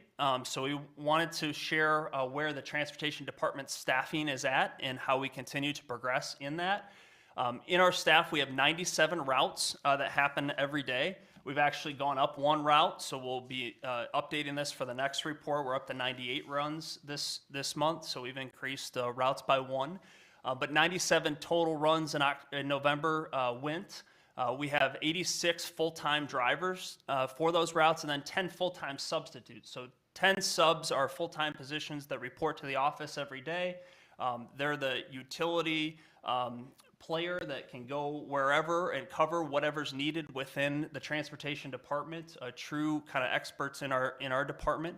So those 10 cover with the 86 the day-to-day routes, along with 26 on-call substitutes. So we have a large number of on-call substitutes in Grand Rapids. Those are folks that may want to work 1, 2, 3 days a week, but maybe have other things going on and may not be available the entire week. So we classify them as a position called on-call. Of those 26, we have about 13 to 15 that can support home-to-school AM and PM routes. So they're available to help with home-to-school routes Monday through Friday, and then many of them also cover loop programs and after-school trips. We're seeing a strong demand for after-school trips and more trips post-pandemic, and having on-call substitutes is a very vital thing for us. We also have 9 staff members that are able to drive, that have their CDL. So they're in the office, they help dispatch and cover the phones, but also and plan routes, but also can drive when needed. And in November, we had 14 drivers in training, and we continued to see a strong team of drivers in training. This month, we have 5 drivers that will be taking their CDL tests. So we're excited to support them. We actually great celebration. We had one pass this morning, 8 o'clock this morning. Monday morning, took her CDL and passed, so we're very excited for her to now start on a run. So more to come on staffing. We continue to add staff through our hiring events and getting them into training. As we shared with the board, it's a 6 to 8 week process just to get your CDL and all the credentials it takes to be a school bus driver. So again, referrals are fabulous for our team. This information will likewise be updated for the board and posted on the district's website by the 15th of each month. This slide I wanted to share a little bit about Here Comes the Bus and Z-Pass, because I believe there's sometimes some common confusions about what the two systems do. So we have 2 state-of-the-art systems in Grand Rapids. They are independent systems. Currently, they do not somewhat talk to each other. They're independent of one another, but they serve 2 different functions. And so I wanted to share for the community the specific functions and where to go for these. So both of these were launched in 2021, January of 2021. They were deployed to the district and slowly have gained adoption throughout the school district. We have seen an increase in users since September. So we've seen 127 more families use Here Comes the Bus since September, which is a great piece. I think it exemplifies the communication that's going on throughout the district and the use of Here Comes the Bus. So we're excited about that. Here Comes the Bus tracks your student, your scholar's bus location. So the actual bus, the yellow bus, it only tracks where that vehicle is out. It attributes your scholar's stop and personal information to a bus into a run. So our office assigns that every morning depending on what bus your son or daughter or your scholar is going on.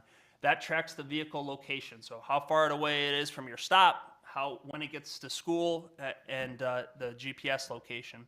Sends you push notifications and email notifications for the vehicle. Z-Pass on the other side, and I have a sample card here. This is being deployed throughout the district, has a long bag tag on it to be able to put on your scholar's backpack or coat or whatever the case may be. This is an RFID card, chip reader. So like you swipe to get into a building or access card to certain locations, this you walk up to the Z-Pass reader, which is pictured on the screen there, which is right by the front door of each bus. Your scholar will hold it next to the Z-Pass system, and by doing so, it logs them into the bus.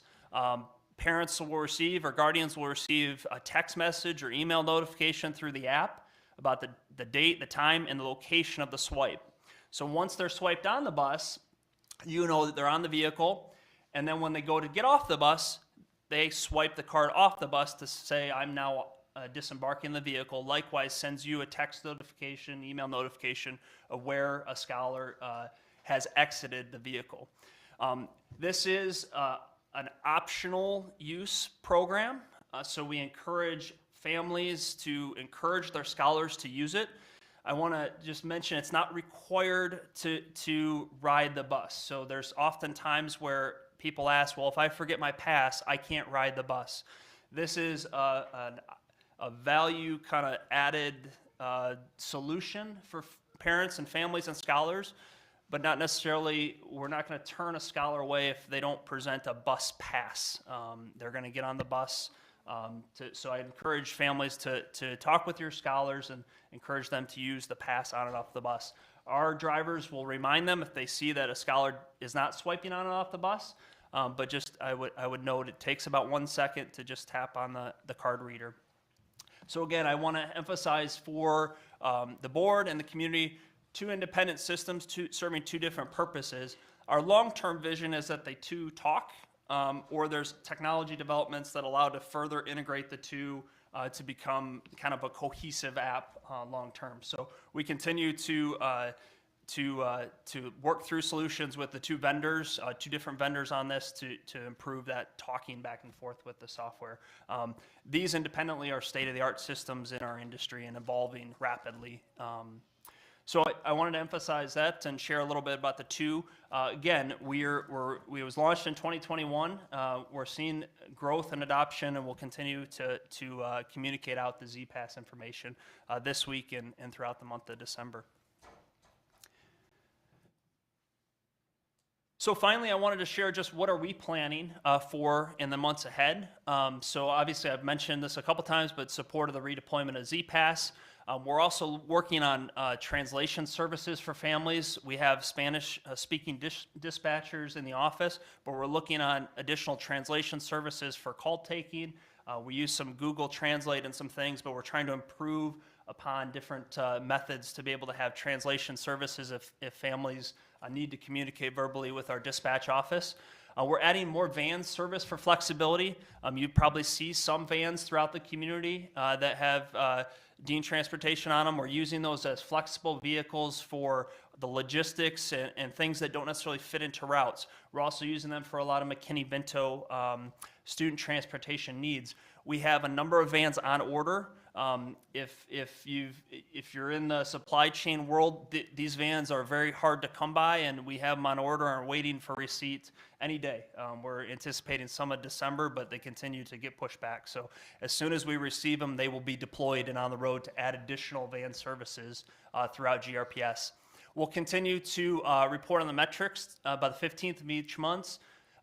We're also training during the holiday break. So while school is closed for the holidays, we'll be working with our team to do healthcare training. So our team goes through a healthcare management course, first aid CPR, along with EpiPens and some other healthcare management things that we do on the school bus.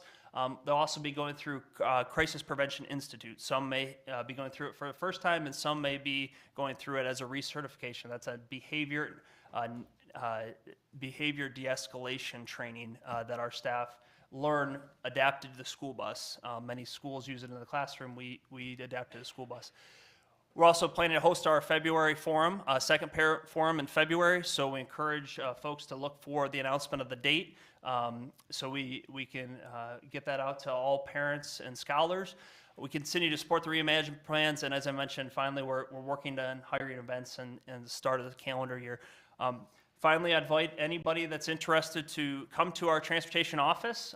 We are having our end of the year celebration for our drivers. So on the 15th of the month, we'll be hosting a celebration for all our transportation staff to finish the calendar year before the holiday break and say thank you for the job they do every day.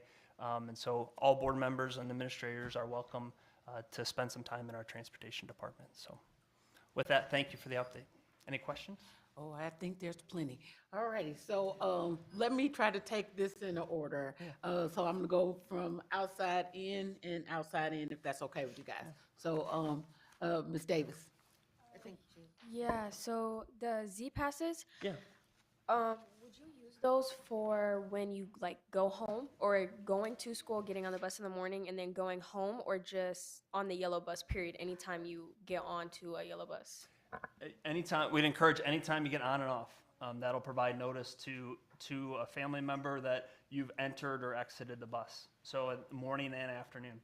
So then the Z passes will be deployed to all GRPS students, middle school and high school? They'll be deployed to all that ride for home to school transportation. So field trips would not be applicable for that. It would only be those that are registered to ride home to school. Okay, thank you. Hi, thank you. So I have a question about the app, the Here Comes the Bus app. We get a lot of emails saying it's just not working. And so I appreciate what you're doing to improve that. What should our parents notice and how soon with the new staff that is making sure that, so if one bus is down, another bus is in its place, how soon should that be in place? Great question. So we're doing that live time every day. And so we're working to update buses if one is taken out of service and maintained. So if there's an issue, we have a call support. So we have live call support. Folks can call if they're having a technical issue, or if there's a question about their bus stop, or maybe they changed routes or stops. They can reach out to our office to see what may be going on with their route. So the person that's there at 5:30 a.m. is already there now? She is, yes. And Yep. doing that work? Yeah, Okay. and that's been in place a couple weeks. Wonderful. The Reimagine, I don't expect you to know this answer, but maybe just a thought.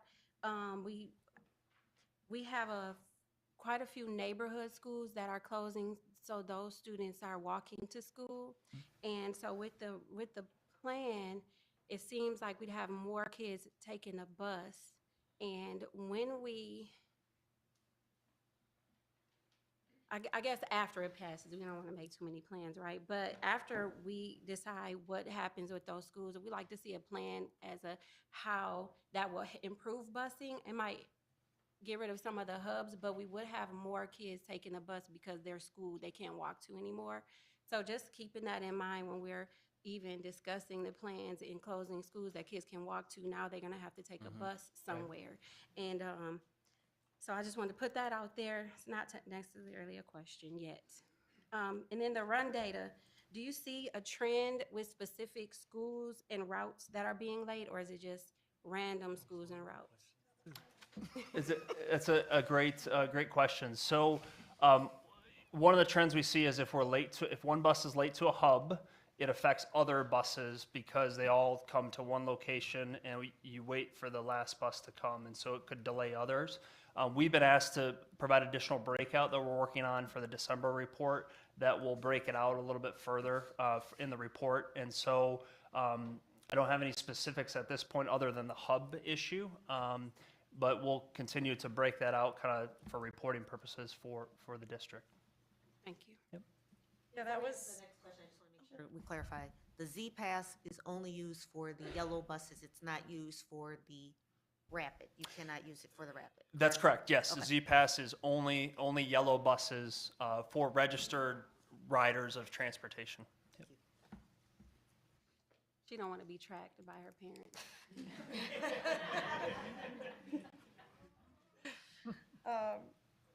My question kind of mirrors Ari's question about, I appreciate the breakdown of 1 to 10 minutes late, 11 to 20.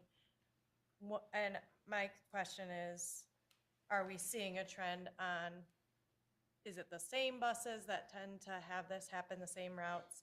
And then kind of in addition to it would be, when we see a trend, what is the process that you are taking to fix some of those problems with routes?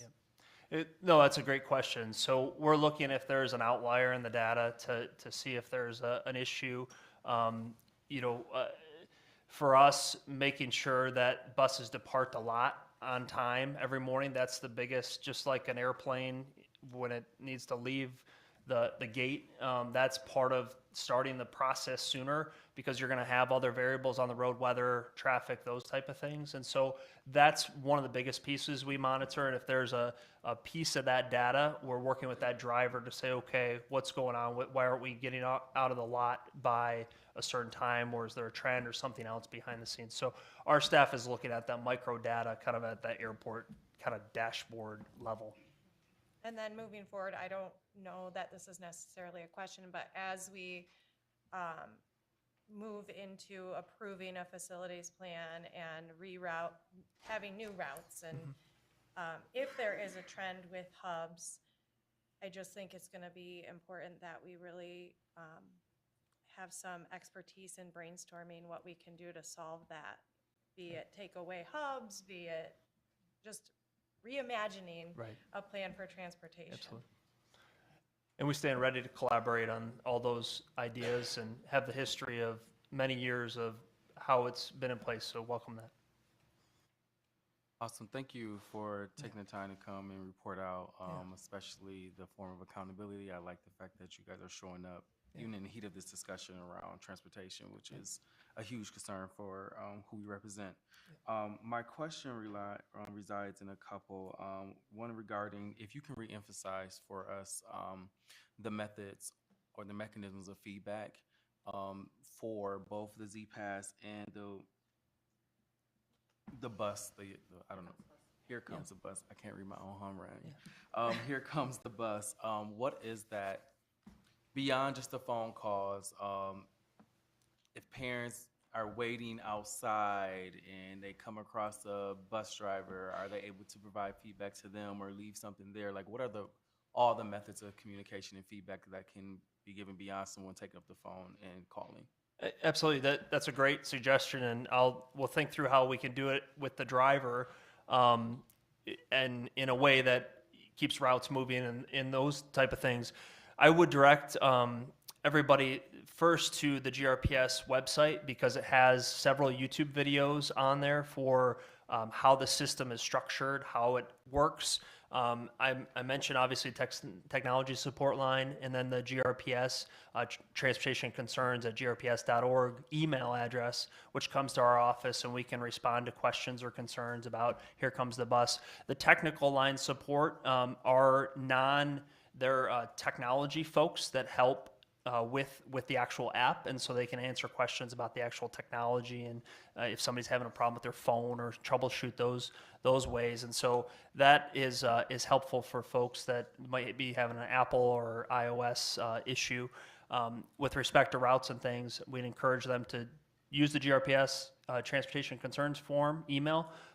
Go to the GRPS website for additional resources, or contact our office to talk through concerns that come up. Now, I know you shared, and thank you. I know you shared aspects of this technology, and as we know, technology is rapidly changing. You can just use AI as one of those perfect examples of that rapid technology. My concern this is a comment question. If scholars are being required or not required, or even having the option to opt in into this Z-Pass, do you not anticipate there being delays on now entering? Let's say someone's card does not work, or it was damaged some way that they aren't, because we use these as adults to get into buildings, and oftentimes mine have to be reprogrammed of some type. And so I guess my question is around: is there a transition occurring where it can just be? It reminds me of a luggage tag. And so as I'm thinking about this being on someone's backpack, could they not walk on and walk off, or automatically, as they pass that scan, it gets them on, so we're not further delaying kids entering on the bus and further delaying the runs? Is that not an option? It's a great question, and I think in our wish list, it would actually absolutely be our wish list to have this have more strength to be able to be read by walking in the door. Right now, you do have to get in close proximity to the Z-Pass reader to be read. And so I think the evolution, like an AirTag or something that's has a wider frequency, is probably the future. But as an industry, we're not there yet. And so with these, we encourage families to just talk to their scholar about maybe there's a different lanyard that fits a different backpack or something that is more ease of use for them on the bus to just try and think through. And we'd welcome if a family has a question about how their scholar uses it, if they want to stop by our office, we can show them actually how it works and how close you have to get and those type of things. I think the YouTube video also explains some of that as well. But it's a great suggestion. Understood. Thank you. My last question is regarding the defining of runs. I don't want to assume that everyone knows what a run is or what aspects qualifies as a run. So do you mind discussing what is a quote run in the eyes of Dean? Yeah, so a run is a segment of like a route every day, and Brian can share this as well, but a route is a segment of a run. So there's routes within a run. So one run could have 3 routes within it. And so, Brian, you want to maybe explain the technical side a little bit more? Yeah, just as Pat was alluding to, thank you. The run is fundamentally what the driver would do all day long as it relates to and from school transportation, whereas the route would be the AM portion. And because of the complexity of the system here, for example, drivers may have 2 or 3 tiers just to their AM route, meaning they may serve 2 to 3 different programs in the morning on the morning route, maybe have a noon take-in or 2, another noon take-home or 2, and then again 2 or 3 routes in the afternoon. And we look at that total set of routes collectively as the run. Does that help? It does help, which further breaks down some more complexities for me in regards to if you're constituting this as a run based off of your definition, then any route on that particular run, let's use AM as an example, could delay significantly. So one route can delay, the rest of the routes will delay the run. So how are we tracking that? Because earlier you guys stated that the tracking was due to a run, but now that you're breaking it down with the different routes, I want to understand that a little bit more. Yeah, absolutely, and that's how we're measuring it. So when we look at these numbers, we're looking at over the course of November, our data sets, when we pulled in almost 7,500 snap points coming into or departing each of the schools, we're measuring it down to the route level. And the architecture that we're building behind the scenes, to the questions that you're raising earlier, is intended to empower us to provide additional levels of detail back to the district in terms of what does this mean at a building level? Are the pressure points of the logistics disproportionately affecting a building? Or one of the questions we've received was whether or not we could break it out at the quadrant concept. The quadrant concept doesn't exist in routing software or Here Comes the Bus, but we on our end are building that architecture in, as well as the ability to look at it historically. And so we're merging these concepts to try to future-proof this, such that because the routing software doesn't natively track things historically, we are building an architecture that can, and at the same time recognize that over the next 5 years, as the district goes through these transitions with programs moving, sometimes renaming, we're trying to put an infrastructure in place that can be malleable enough to move with the district so that we can look back and measure different baselines of improvement or just structural challenges where we can pinpoint this is where we need to focus our energy to correct this issue. Okay, thank you. Ms. Milton? No. No additional. Mr. Rodriguez? Yeah, so I just had just a couple questions. One, I appreciate the Crisis Prevention Institute training. I think that's great to have. However, I know obviously as the driver is the one in control of the vehicle, it's going to be hard to do much with that training if they're driving the vehicle and there's an incident on the bus. Is there a plan to hire any bus aides for your routes at all to maybe take that same training and be able to handle issues such as those? Yes, we do have some aids and monitors within the system. Obviously, we work with the district on additional aids that are needed for any specific routes, but our aids and monitors are also trained the same as the drivers. So they go through all the same training except for the CDL portion. So we focus on making sure that there's that support. And we adapt CPI training to the school bus. So in CPI, Typically, it's taught within a school setting where there's multiple response team members to be able to, we work with CPI to adapt it and have certified trainers on staff. So they use the skills to work on de-escalating situations, trauma-informed response, and there's actually a new version coming out this year that we're going to be kind of adapting to our school environment as well. So it's a great program that we both do to our teach to our drivers, but also our aides and monitors that are in place. And what is the ratio of drivers to aides on your buses, or how many aides do you have total? Yeah, that ride? it's mostly for special education, so I don't have the specific figure on top of my head, but we can follow up with you on that, specific to how Okay. many. But there are no plans to add more to your that are general ed, bus route aides. We would work back through the administration on whether or not attendance or monitors are, because it obviously has approval and monetary impact as well. So we'd work back through the administration on that. And then I see in the on-time performance report that it was data collected over 15 days.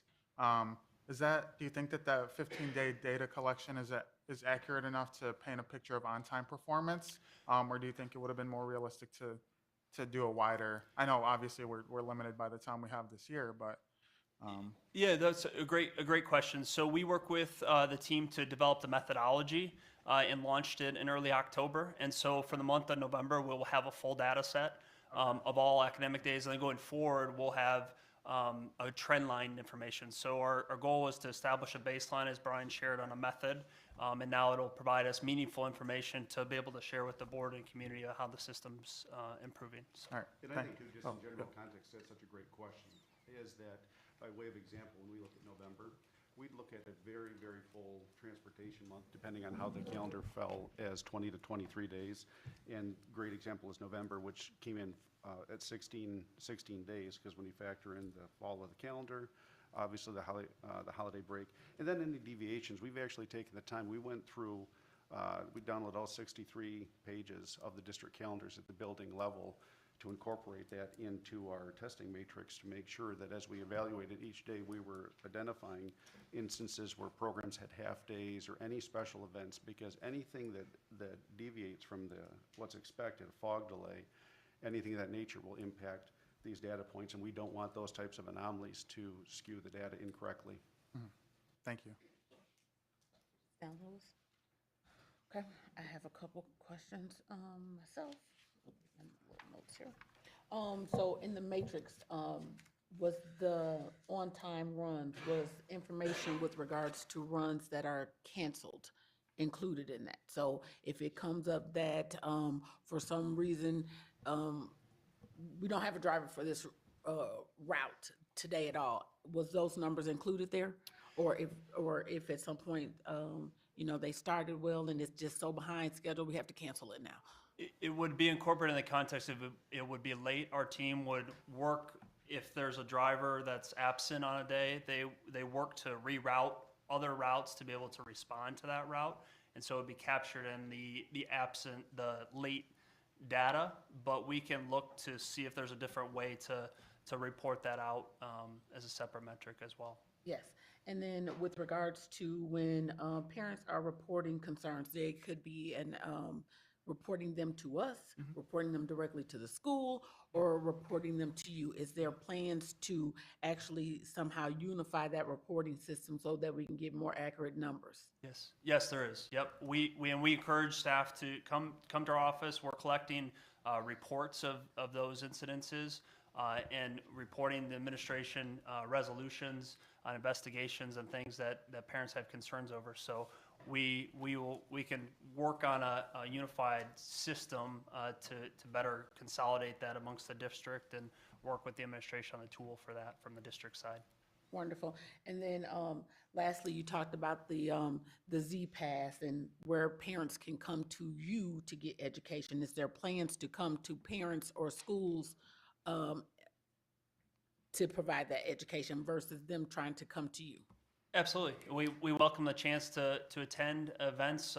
We had our Buster the Bus came to many events here throughout October, and so we welcome a chance to do more of those activities. Buster the Bus, for the community members, is a robotic school bus that teaches about school bus safety. He's 3 feet tall and talks to students about school bus safety, and so incorporate that as part of ZPass is something we see a vision for. We really would love to have a stronger adoption of ZPass. When it was launched in 2021, there wasn't strong adoption, so the more we can communicate and demonstrate the value, we want to spend that time, because it is a large investment on behalf of the district and the whole community to be able to have this advanced technology. So welcome that. Thank you. All righty. So, Dr. Roby, any follow-ups? No, I don't. I was just going to thank you all for being here.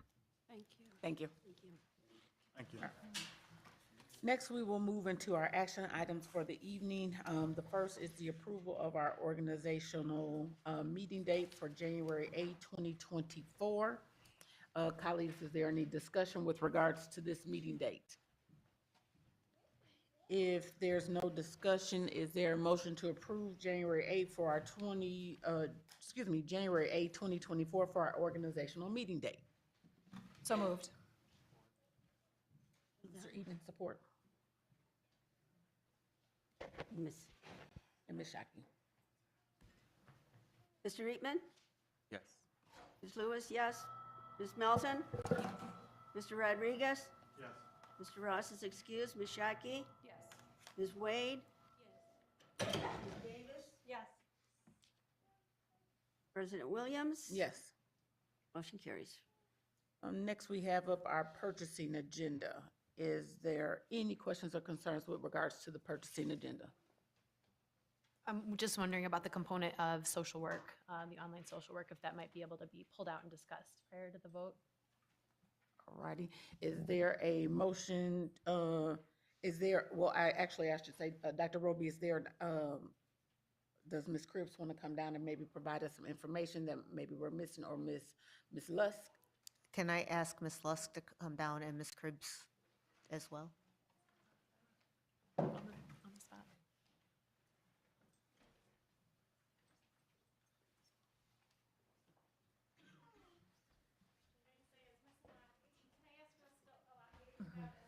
Okay. And Ms. Elahi?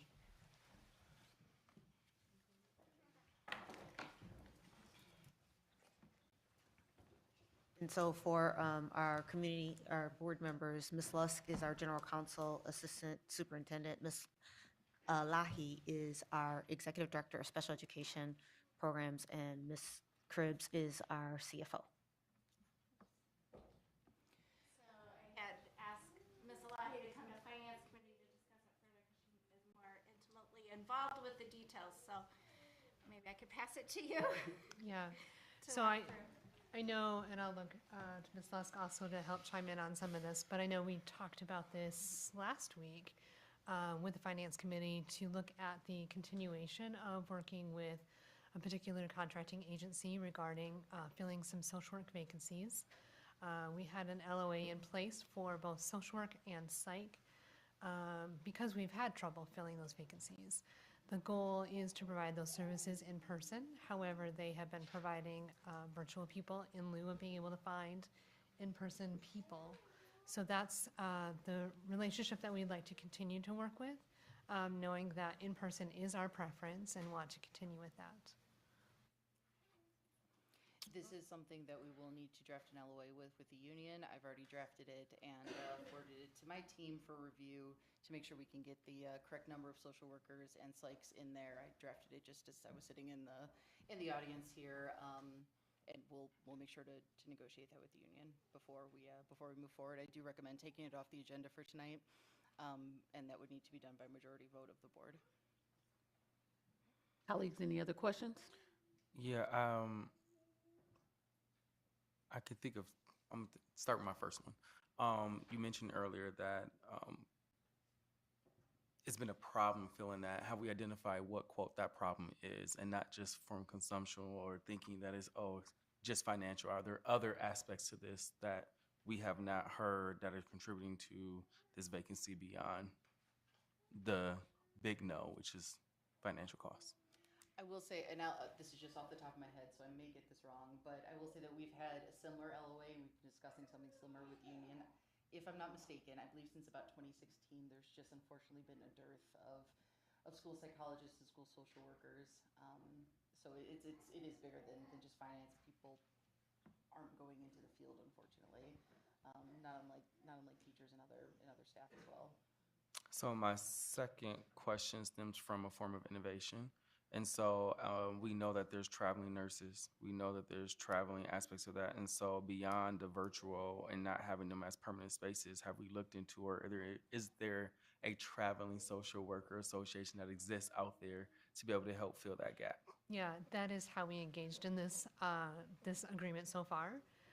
Is it's a contracting agency that does provide that. We've looked at others as well, both locally and outside of our kind of immediate realm, to try and engage in those relationships. And so it is there. The complications that we're presented with is that there's additional requirements related to particularly social workers and psychs to work in schools. And so it's not just finding somebody with a MSW, so to speak, but they have to have an MSW on top of the school social work certification. So those are some of the limitations that we are faced with. I have relationships with, for Grand Valley, and I have colleagues that work there. I reached out to them recently and said, hey, hook me up. What do you have? They have 0 graduates with school social work certification coming up this winter, and they have 4 for the spring. So if you can start to scale that to size with what we are competing against, it's not just pay or environment, it's a whole slew of things that create that vacancy problem. And I asked that question with intentionality because oftentimes that missing middle gap of information is not widely known, and so the perception versus reality is a big thing in regards to that gap and why this is difficult. That follow-up from what you just explained is, what is that time frame for a certification of that to be done? It's not just a 2-month or a 2-week in that study. That is a long period of time, correct? It is. And the good news is that MDE is waived. Before, you would have to complete all the requirements for a school social worker in order to even be accepted into the position. Now, they've allowed us to get a waiver to be able to have them work towards it within a certain period of time, and allow them to be employed during that time. Before, up until this year, I believe, it would have to be required and completed before even employment was allowed. Thank you. So that's the good news, but it's still a work in progress. I'd like to know how a virtual social worker works with special ed kids. And so is it one-on-one then, one social worker for kid? It is. It does limit the amount of groups that are able to be administered, and it is careful coordination and scheduling. Okay, and then is there somebody with the child when? Yeah, that's where the careful consideration and scheduling comes into play. Okay. So it would be having an adult to be able to get the child, bring them to the location, make sure that they're set up, respecting confidentiality and the things that they might talk about, and then also addressing any needs that might come up in the process. So if there's something that needs that hands-on adult to support that action. Yep. I have a question about the certification. Is there any type of incentive for MSWs to go back and get the certification, or is there any type of financial help being provided or promoted that will attract people? Say, oh, it's free, I'll go get it, or like teach. We have some teachers that have not yet gotten their teaching certificate, and they're able to go through teach, get it, and become certified in teaching. Is there anything out there for our social? I'm not aware of anything. Typically, so I'm a social worker by trade, so I can speak to this with a little bit of knowledge, right? I'm not aware of anything that's out there. Typically, when you go through the program, you choose kind of your track, and that's when they decide. And now you can go back and get additional certifications after the fact, and that requires three additional classes as well as commitment to being in a school, right, to learn some of that hands-on stuff that needs to happen. So I'm not aware of anything, but I can do some asking around to see if there's anything that we could maybe mimic or duplicate within the district. Thanks. I would just always like to encourage us to remember to ask those that are in the social work positions too. I believe it's probably still true that most of our social workers are in 5, 6, 7 buildings, and that's not true in other districts.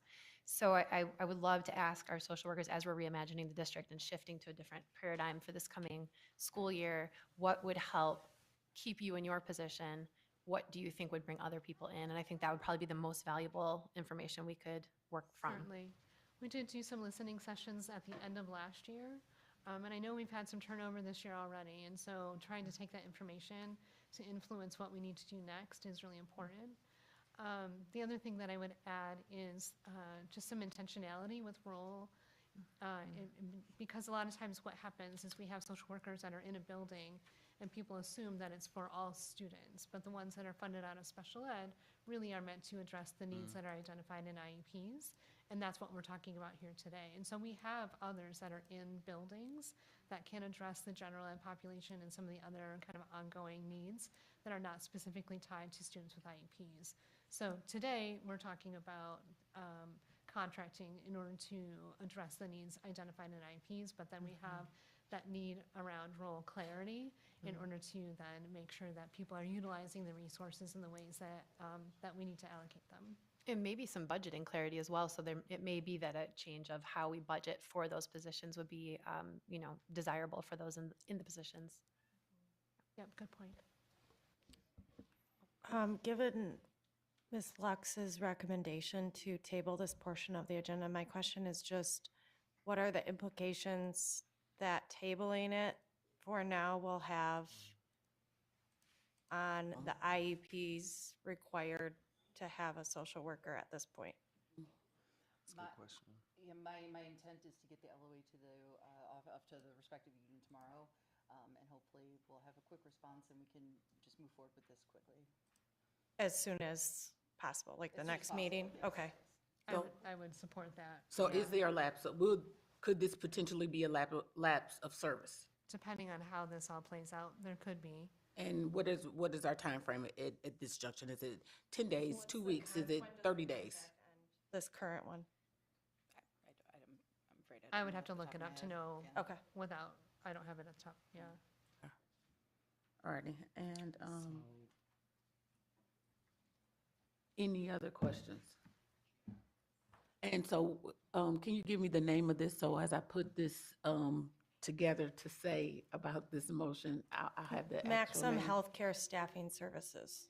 Say that again, Kim? Maxim Healthcare Staffing Services. Okay, and before I go there, colleagues, are there any other questions with regards to the purchasing agenda? Okay, so is there a motion on the floor to approve the purchasing agenda minus the maximum healthcare? Maxim Healthcare Staffing Services. Thank you, Ms. Davis. Less than that piece. So moved. Do we not have to first vote to take it off and then vote for the new purchasing agenda? So I think I could make a motion to amend the purchasing agenda to Okay. table the Maxim Healthcare Staffing Services. So we'd vote on that and then vote on the purchasing agenda after that. Thank you very So, much. Motion made. Support. Support. Okay, so it's less than that, okay. Mr. Eatman? Yes. Ms. Lewis, yes. Ms. Melton? Yes. Mr. Rodriguez? Yes. Mr. Ross is excused. Ms. Shaki? Yes. Ms. Wade? Ms. Davis? Yes. President Williams? Yes. Motion carries. All righty, then next, is there a motion to approve the purchasing agenda as amended? So moved. Support. Okay, that was Davis and Jose. Mr. Eatman? Yes. Ms. Lewis, yes. Ms. Melton? Yes. Rodriguez? Yes. Ms. Ross is excused. Ms. Shaki? Yes. Ms. Wade? Yes. Ms. Davis? Yes. President Williams? Yes. Motion carries. All righty. Next, we have our annual summer school property tax resolution 2024. Colleagues, is there questions with regards to this? I'm sorry. Is there questions with regards to this agenda action item? Motion for approval? Support. So we are doing The property tax. property taxes, okay. too many of these. All right, I'll just do this one.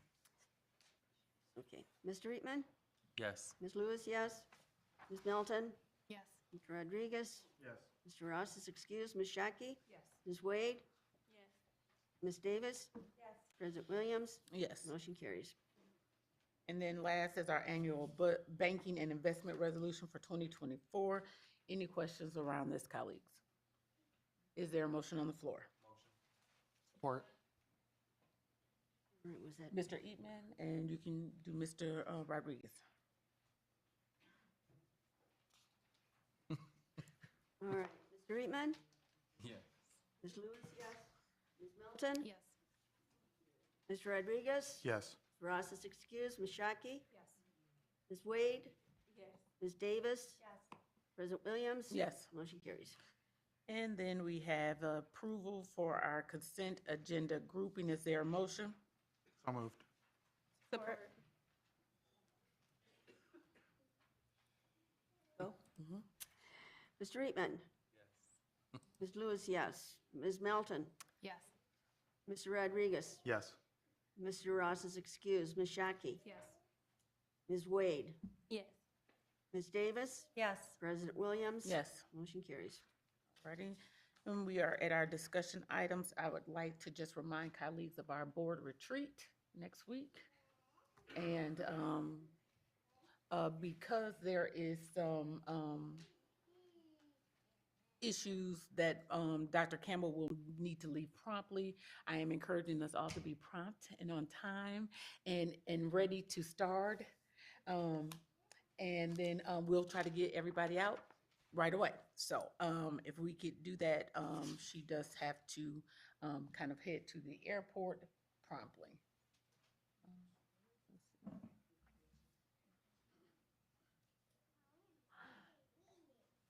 Oh, also, there is a extended request for you after the board retreat to go over some of the updates with regards to the Reimagine Us plan. So if you are able to stay and you want those updates, that time will be provided for us as well. Can we just extend the calendar invite? Julie, extending the calendar invite, and understand that extension is if you can. So that if you can't, you are free to still depart at the time that we have scheduled. And I have nothing else with regards to discussion items. And so we'll go into our next opportunity for public comment for non-agenda items. And we will start with Matt Marlowe. You can come on down, or ask that you all use the center aisle, and Kathy will read us some instructions before we have you start, Mr. Marlowe. Our board assistant will collect your request to talk at the meeting. Individuals will be invited one at a time to the speaker table to address the board during the designated public comment agenda time. Public comment is limited to 3 minutes per person. You will need to state your full name before providing your comment. Mr. Rodriguez will then start the timer at the beginning of your public comment and provide you with a 1-minute notice by flagging his red card. And then you have 1 minute to finish. You will need to complete your comment time upon being notified that 3 minutes have passed. Board members do not respond to public comment. Concerns will be brought to the attention of the appropriate staff. We value your input and thank you for sharing. Okay, and then just a final call, if there was anyone else who wanted to make public comment and have not turned in your card, please turn that in promptly. Otherwise, this will be your last opportunity to turn in such cards. Thank you. Ms. Marlowe. What's up? Here we go. Hello, Dr. Roby, President Williams, distinguished board members. My name is Matt Marlowe, and I'm the GRA president. One of my jobs as president is to express the sentiments of GRA members. Over many board meetings, you've heard comments of various perspectives and topics from different GRA members. We appreciate the opportunity to share our concerns with the board on behalf of our scholars that we teach and work with daily. Our hope is to be able to help the board to understand these different situations, needs, and challenges that we face on a daily basis. And as you listen and reflect, we care about our scholars and the services and the supports we provide them daily. Each day we see and hear what is needed for our scholars to be successful. We ask that the board support the needs of our members because the support that is provided goes directly to our scholars. Our scholars are the most important people in GRPS. Those who have direct contact time with our scholars should have the most support to provide the services scholars need on a daily basis. There's much that can be done, and we ask the board to help provide these much-needed supports for our members, since we directly work with our scholars. And as far as the sentiments of our members, at times there's disappointment. However, there is hope. We hope to work more in person with you. We hope to collaboratively work together with you, and we hope to problem solve challenges with you. And as Ms. Melton mentioned earlier, we want you to ask our input. You know, we really know what our scholars need. So our members know what our scholars need, so please just ask. We're here to help. So thank you. Thank you. Ms. Jane Neiman. And on deck, we'll have Lucas Leverett.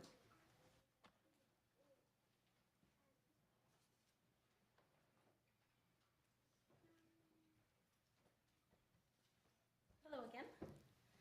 I'm so excited that our auditorium is getting fixed. I just want to say thank you for budgeting for that. It's been a while since we've had events in our auditorium at Union High School, so I'm very excited.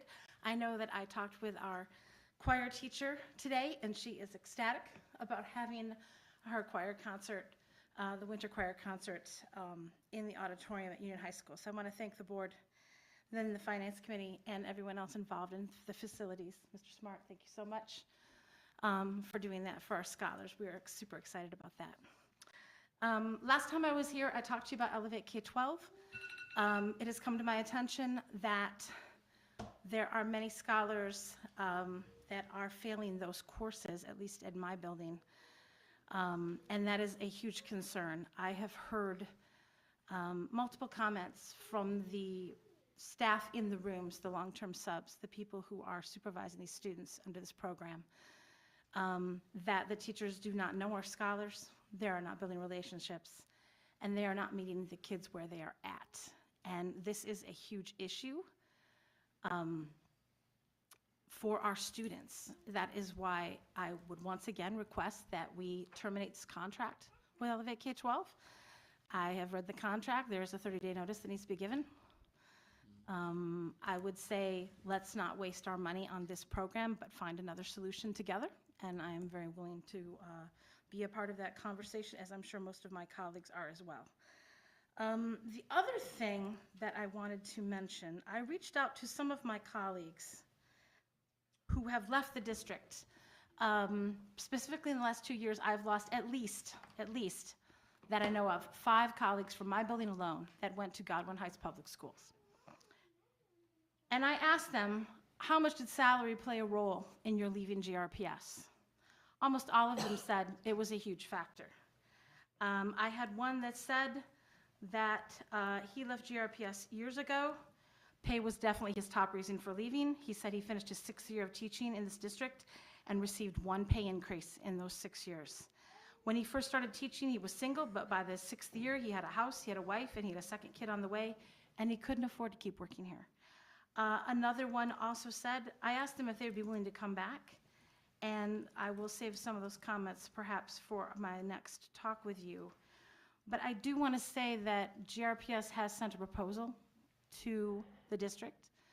And my question to you is why does Godwin Heights value our teachers so much that they're willing to pay them more? That's because we have great educators in GRPS.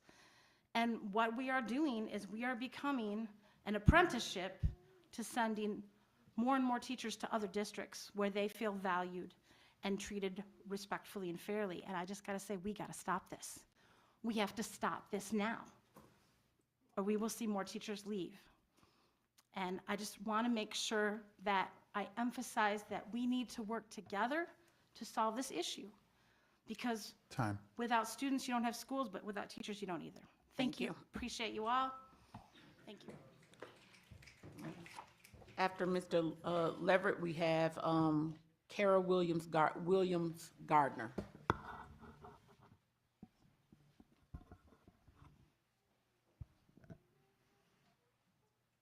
Lucas Leverett. For the nearly 3 years, believe it or not, that I've been a proud GRPS parent, every time I heard something about something dysfunctional, negative, or broken, one name came up. Parents, teachers, assorted community leaders, nobody seemed to be comfortable with one guy. I started to realize I might take issue with him one day, but I was trying to reserve my judgment. But then, after 6 months of no outward response to guns brought into our schools, we saw a sloppy, knee-jerk backpack ban that served as nothing but security theater, continuing to place our kids and teachers at risk. That made me pay attention. I started to realize, as I attended your performative public meetings and heard parents and teachers on the open mic, that one guy was the problem, and invertebrate oversight from GRPS leadership was his enabler. 2 months ago, I came here and spoke out. I specifically mentioned his toxic behavior, and then what happened? He threatened a parent who asked a simple safety accountability question. Did he get in trouble like any of us would at work? No. He got a paid 3-week vacation. An ex-cop punished exactly the same way that we punish current cops, with paid leave for lashing out at the taxpayers they work for. For me, that was the last straw. Many people are finally speaking up. And what do they get as a response? An email loaded with unbecoming platitudes from you, Dr. Roby. Larry Johnson's a bully, and I don't like bullies. And the way to bring down a bully is to bully them back. So I've created FireLarryJohnson.com, where the community can review the case against him and share the stories they have. And since the widely known culture of retribution is so present here in GRPS, I've made it possible for anonymous submissions to be made so teachers and staff who've lived in fear can finally tell their stories. Dr. Roby, I basically laid this out for you when we spoke at the millage kickoff. I told you that I believe in you, but that I'd only get louder about Larry. And now here we are. You can't say I didn't warn you. The question is, will you listen to the gathering voices and clean house, or continue to allow Larry Johnson to be a bully that goes unpunished? After Ms. Williams Gardner, we have Jolene Andrews. Good evening, Dr. Roby, President Williams, and members of the board. My name is Carl Williams Gardner, and I'm a 4th grade teacher at C.A. Frost Elementary. I'm also on the executive board for GREA. I have taught for Grand Rapids Public Schools for 22 years. I am moved to speak after reviewing a video from the November 27th Finance Committee meeting. During this meeting, Ms. Anya Lusk presented information about our district's current salary ranking. Ms. Lusk stated that we currently are at the bottom third, but, quote, not at the very bottom. Our current contract does not expire until June 2025, but concerned by our low salary ranking, in early October, GREA presented a demand to bargain. Ms. Lusk has stated that she would be rejecting our demand to bargain, but would, however, look at a proposal. Well, today, we sent her that proposal. She stated that if the district could afford, that we would increase salaries. I guess my question to the board is, how can we not afford to? A Grand Rapids compensation study has not been done in a while, but salary comparisons are readily available for free online. GRPS acknowledges we are currently the largest district in Kent County and among the most poorly compensated. We continue to lose teachers and staff yearly. Pay is definitely one of those top factors, cited by teachers leaving our district and also by potential recruits not filling those openings. To be in the bottom third is not something that we as teachers and staff are proud of, nor should the district be. Families, teachers and staff, and scholars, they deserve more. I am a very proud graduate of City High School with a master's degree in education, and it was always my dream to teach in this district, which educated me. I actively sought a position here. Like other teachers, not a year goes by, though, that I haven't been aware that I could leave and go to another district and earn more. I am fully committed to our Grand Rapids scholars and families, but it is hard at times to stay motivated when we know the value you place on our work. puts us in the bottom third for compensation for comparable work. As this district implements the Reimagine plan, we, your teachers and staff doing the essential work, the district, invite you to reimagine a district where we are valued and paid what we are worth. We have remained silent too long and ask that you bargain with us in good faith to realize these goals. Thank you. Thank you. After Ms. Andrews, we have Seth Moore. Good evening, Jolene Andrews. I teach at Southwest Elementary.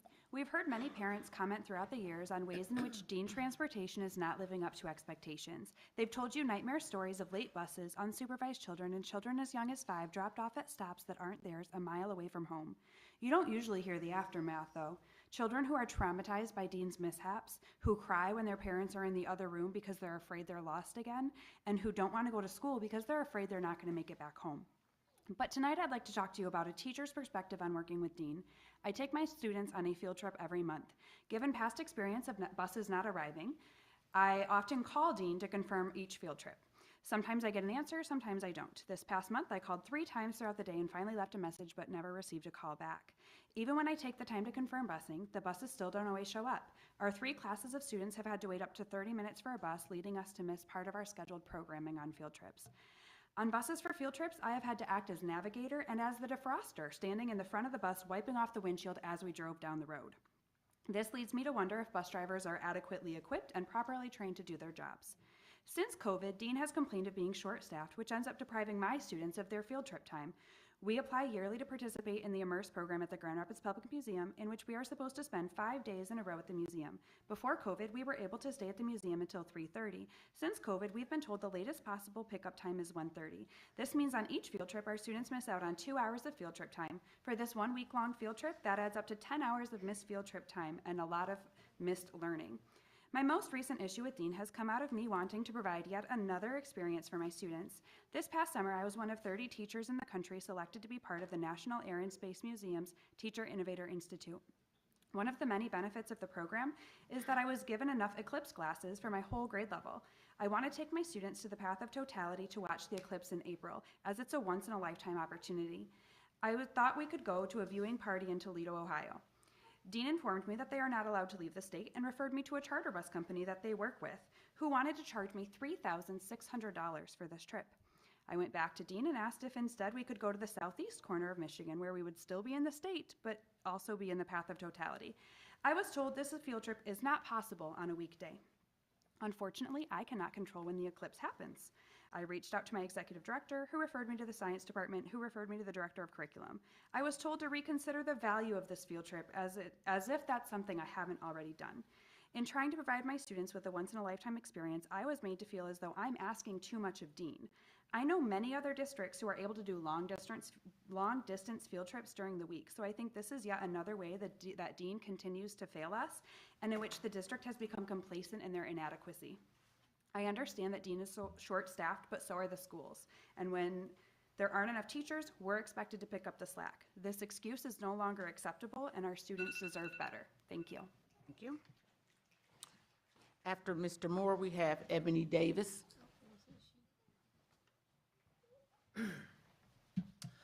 Hello, my name is Seth Moore. I am the parent who Larry Johnson directly threatened over a phone call. Today, I urge this board to reimagine the chief of staff role within our district and to revise our policies, ensuring that executive leadership is held to a higher standard than regular staff. I have been flooded with messages from parents, students, staff, and community members sharing their negative interactions with Mr. Johnson.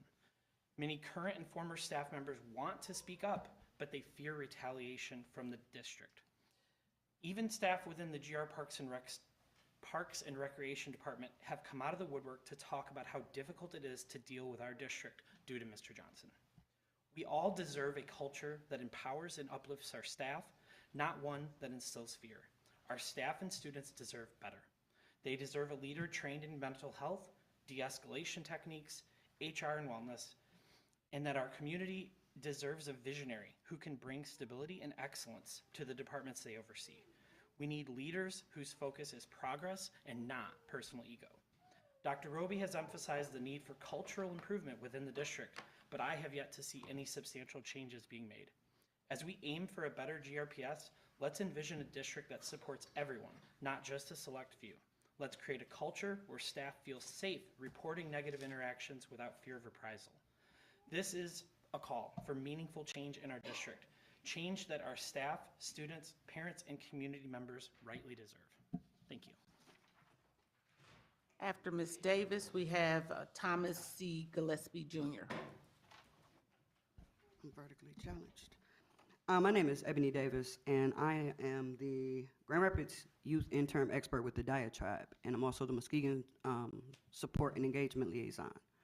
I live in Muskegon, but I also work with the Diatribe here in Grand Rapids, as well as Muskegon, and to come into a couple schools over here in Grand Rapids, I had to do a background check. A couple years ago, someone got unemployment in my name. I didn't know who, but luckily I do know the prosecutor with the work that I've been doing in the community for over 12 years now. So I was able to take a plea that would get it dropped to a misdemeanor. Didn't know that it didn't drop automatically until I did the background check for GRPS. I've reached out to multiple people and have not gotten a call back because I even have the paperwork that I've been trying to send to show that the prosecuting attorney, Mr. DJ Hilson in Muskegon, is fully aware of my character, and he's going to personally show up to make sure that charge is dropped and has presented me with a letter to provide you guys. But again, I can't get in touch with anybody. So if I can leave that with you guys tonight before I go back to Muskegon, I would greatly appreciate it. Thank you. Mr. Gillespie Jr., if you are here. Next, we have Ned, a resident. And then on deck, we'll have Janetta Holman.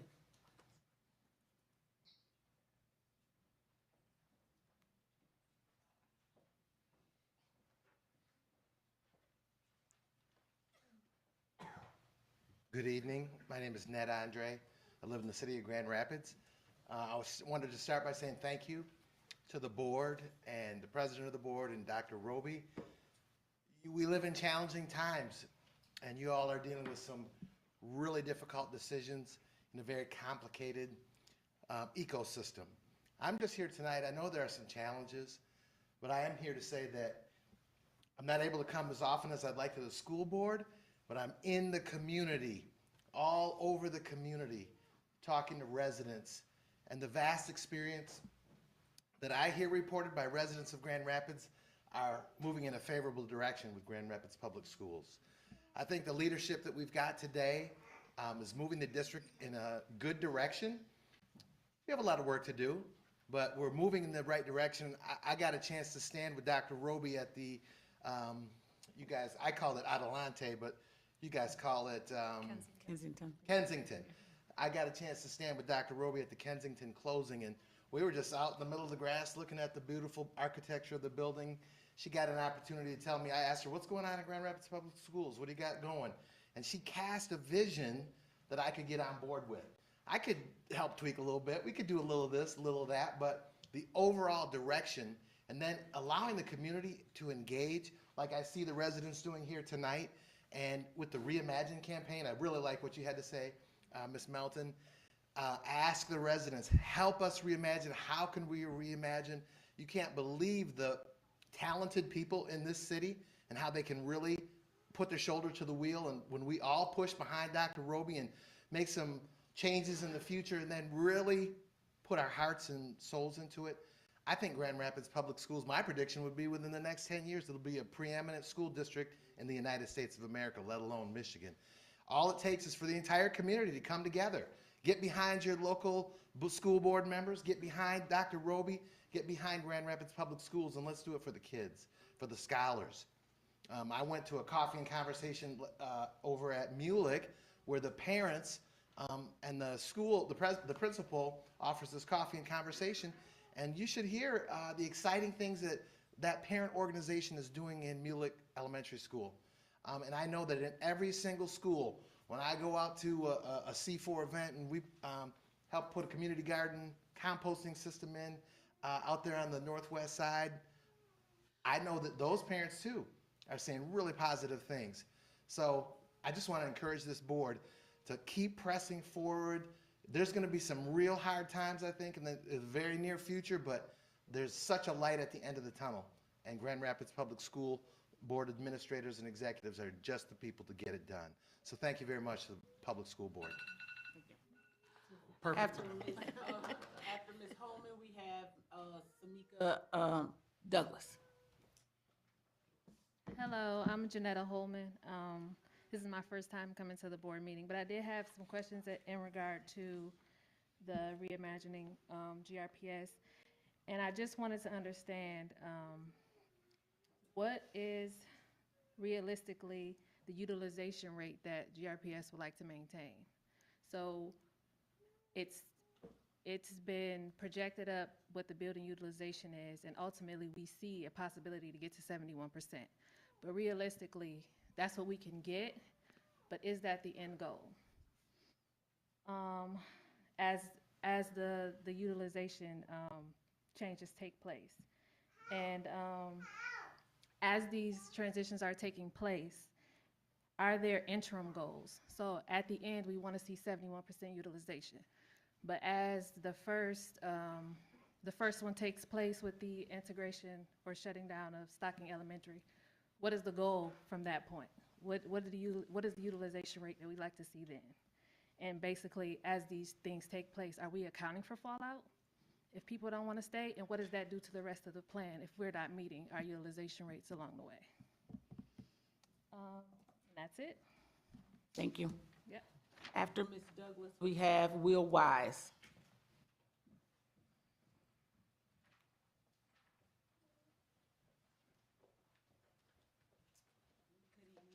Everyone.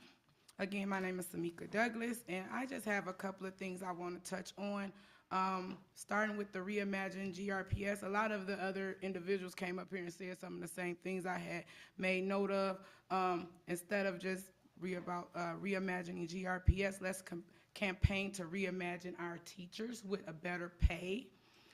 We know that most of our teachers do a lot of work, not just teaching, they are parents as well, advocates, not just the teachers, but the parapros as well. Also, I'm noticing attacking our staff. Instead of attacking our staff at GRPS, support our kids. We making websites, use that money to support our teachers and our kids instead of attacking staff.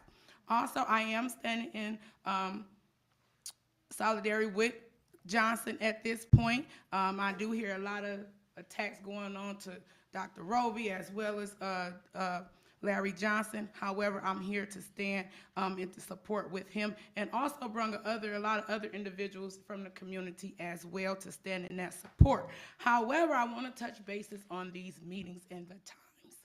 A lot of the parents had to leave this evening because they have little kids. It's 9:05. So if they was gonna stand here with me, they babies needed to be asleep. This is ridiculous to have a board meeting that lasts this long for our parents. We want our parents to be involved, but we have to figure out a better way to get them involved. We have to meet some of them where they are, and some of them have a lot of different barriers that they can't make it to these meetings at this time. At 6:30, most of them is just getting their kids because they dealing with the dean transportation issue. Okay, so then they still have to go home, like this family right here, they still gotta go home, try to feed these babies and get them back restless, to get them back calm down to get into bed. This is totally ridiculous. We also need direct support of our employees working directly with our students, and again, engaging our community. As Ned said, if you bring the community, we all will rally together and get some things going, okay, honey? So that's what we need to worry about instead of worry about the nepotism that's going on, because that's gonna happen regardless, and Johnson is not the only one that work at GRPS with some family members that work here, okay? And that's all I have to say. Thank you. Mr. Wise. How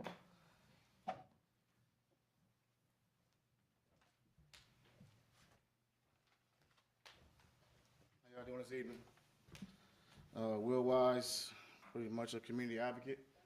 I've done a lot of work over at East Grand Rapids to turn that district around. They know me very well over there. Very well. I've helped change policies. I've helped improve policies. I've helped change handbooks. I've helped individuals not be afraid to come forward when it comes down to any grievances that they may have with staff, district, and administration. Do your research. A tree would not grow without what? Roots. So I stand with these teachers. I stand with these teachers. These teachers need better compensation. They're the ones down doing the groundwork. The groundwork with all these kids. Attitudes. Everything. Everything. Trust and believe. I get emails, calls every day. I'm a GRPS alumni. So I know all about this. And I've been an advocate for a long time, whether it's at work, in the workplace, or districts. Trust. Without trust, you have nothing. Without trust, you have nothing. Improve the trust. Regain that trust. Regain it. At the same time with that, y'all have retaliation policies in your handbook. Retaliation policies. Understand this, people. Any grievances that's filed within the district, the schools, that is civil. Outside of that is criminal. Any individual who is threatened, retaliated against, there are MCLs and penal codes for that. They can still pursue those. And there are statute of limitations. That needs to be educated within who? These people and the community of GRPS, including you guys, from retaliation as well, from your colleagues. This is not just for individuals in this crowd, staff members, teachers, kids, whatever. You guys as well. Speak up without being afraid of retaliation. Also, we have to understand too, the community is everything. If you're going to build, build. There are tellers, there are speakers, then there are doers. Simple as that. Thank you. And we'll go to our superintendent's comments. After superintendent comments, we will start with our board member comments, starting with Ms. Davis to my right and coming in, and then we'll go this way. And I'm forecasting that because I'm about to get up and use the restroom. So my apologies. All right, so good evening. Just a quick reminder to our community with respect to opportunities for engagement. We do hope that you do take advantage of the upcoming opportunities this week, either online or in person. We intentionally have added some additional days to support midday meetings so that those who work second shift or third shift might have an opportunity to do so. And then for our young people, we will have some opportunities at your schools, our middle and high school students in particular, where we're also asking for your engagement around what you like, what are some things that maybe we haven't considered.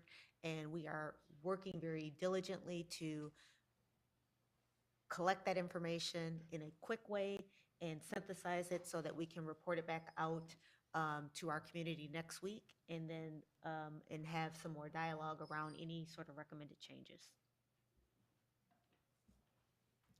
I think Ms. Davis. Yes. We have two Ms. Davises. No comment at the moment. Thank you, everybody, for staying late in your comments. We don't want to be here this late either. But we are here, and thank you for your dedication, because we are dedicated in this room. No comment tonight. I have a couple comments. One is just to shine light on a previous board member, Tony Spencer, Betty, who passed away, and her funeral will be this Friday. I'll send that information out. I sent that information to Dr. Roby, but she was a fellow board member here at GRPS and passed away. So I wanted to just shine light on that work and thank her for her contribution and her family as we stand in solidarity as they mourn the loss of an educator at large. She was a great person in this city as well. She was the first African-American lawyer here in Grand Rapids as well. So there's some history behind her and who she is. I encourage you to look that up. Tony Spencer Betty. In addition to that, today is December 4th, and so I'll be remiss to not acknowledge, you. Yes, you know I'm about to do it. Alpha Alpha Fraternity Incorporated, which is the fraternity that Martin Luther King Jr. and Thurgood Marshall was a part of, and myself. I'm not saying that I am that great, but I am saying that there was, not yet, we should say that, but I am saying that out there because there was a lot of community service that was done today, in particular with GRPS and some other schools in regards to going into the school and reading and giving back to the kids. And so there was a lot that came along with that. Also would like to thank the district for their support around one of our events regarding our partners with hospitality and tourism in the area. There was a huge event that occurred last week that literally engaged several scholars from 3 different schools with our community partners on how we engage in the workforce development area. And so shout out to GRPS and the administration, staff and executive directors who assisted with that. I'm looking at the 2 of you in the back. In addition to that, we continue to engage with you all and encourage this feedback, encourage the aspects for understanding that we understand that this is a community asset. And when you guys come before us, yes, it seems like we could be stoned wall in regards to being emotionless, but we hear that, we talk about that, we deliberate often in regards to what we hear from every last one of these meetings. And so I don't want that to ever really move and you guys leave out of here and thinking that nothing is happening in regards to your comments when you take the time to come before us. We also thank those who come and understand the scrutiny that comes along with a lot of comments that we get around here. The questions are often targeted to make sure that we are being clear of what we're saying and understanding what's coming before us, and so that way we can relay that message also to the audience at large. And so that's all. Ms. Milton? Yeah, I have a couple of things to share tonight. I'm just looking through our really well-written equity vision statement for our district, which you can find on our website. And one of the things it says is that we will be a model school district where equity and inclusion are infused in every aspect of our district landscape. And I hear some of the requests that are coming from the community, and I know that we're, as a board and as administration, listening to the specific lenses that each of us bring. So whether that's staff, different communities of students, families, those lenses are really important as we consider these shifts. And I just really want you to know that our intention is to listen to those lenses and really value those. We can't reimagine GRPS without knowing that we're going to do better with our resources. And many of you brought that up today about a worry, and it's understandable because right now it is a difficult situation. So the shifts have to make life better for our students and our families and our staff. And I think part of that needs to be compensation, and we hear that loud and clear. But please know that that is hard work that's happening right now, and we need to be held accountable, just to be really transparent about that. Shaki. Yeah, just quickly, I'll express my gratitude as well, as has already been said, for those who came out tonight and for your comments. I guess along the lines of what Ms. Melton said, we share in so many of the values that have been expressed tonight and have been expressed for a long time. Sometimes the road is longer or different to get to that end result, but we hear you and we're with you, so thank you. Mr. Rodriguez. I'd like to echo what a lot of folks have said about just the public being here and kind of joining us in this work. I know I'm tired just sitting here, right? And I'm not even doing much talking. But, you know, some things that have been said, you know, I fully support, right? I support our teachers. I think, you know, many of us I think we all have a connection to GRPS in one way or another. Myself, having been a former staff member, I know that pay is, you know, one subject that you know, a lot of folks, you know, whether in small side conversations or here in public comment, have stated loud and clear that, you know, that's something that they want to see improve. And I fully support that, and I think that that's something that, you know, I would like to see the district move forward with and trying to figure out, you know, not saying oh, that's not possible, but what are the things we have to do to make it possible? And then secondly, the idea of accountability is something that has come up a lot, whether it's, staff related or whether it's, transportation related.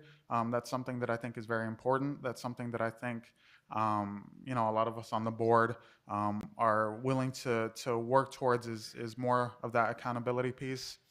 And just reflecting back on the Eureka report, where the big phrase was "our house is on fire," right? So it's not something that is going to be a quick fix. This is going to take a lot of effort, a lot of intentional effort, a lot of speaking up, holding folks accountable. A comment was said, holding executive directors accountable more so than our teachers.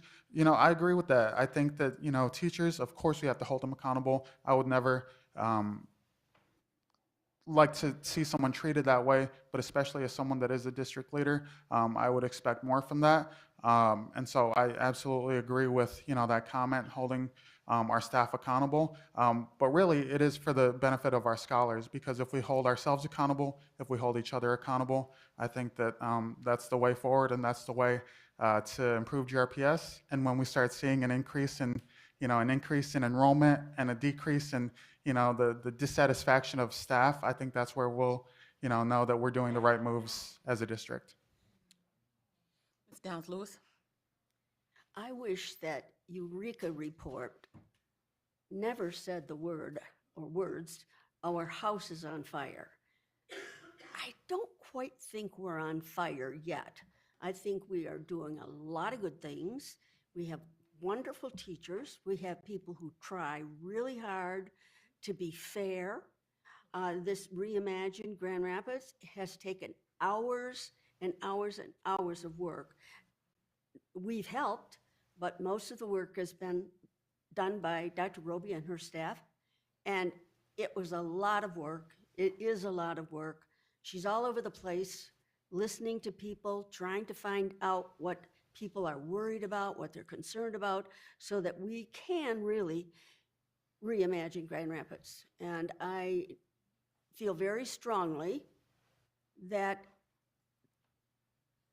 I would never have encouraged my daughter to send my granddaughters to this school if I thought the district was on fire. So maybe the Eureka report got that one wrong. And given that the interest of time, and I don't have much to add, I'll keep it brief. Thank you all for coming out. We appreciate your comments. Have a good evening.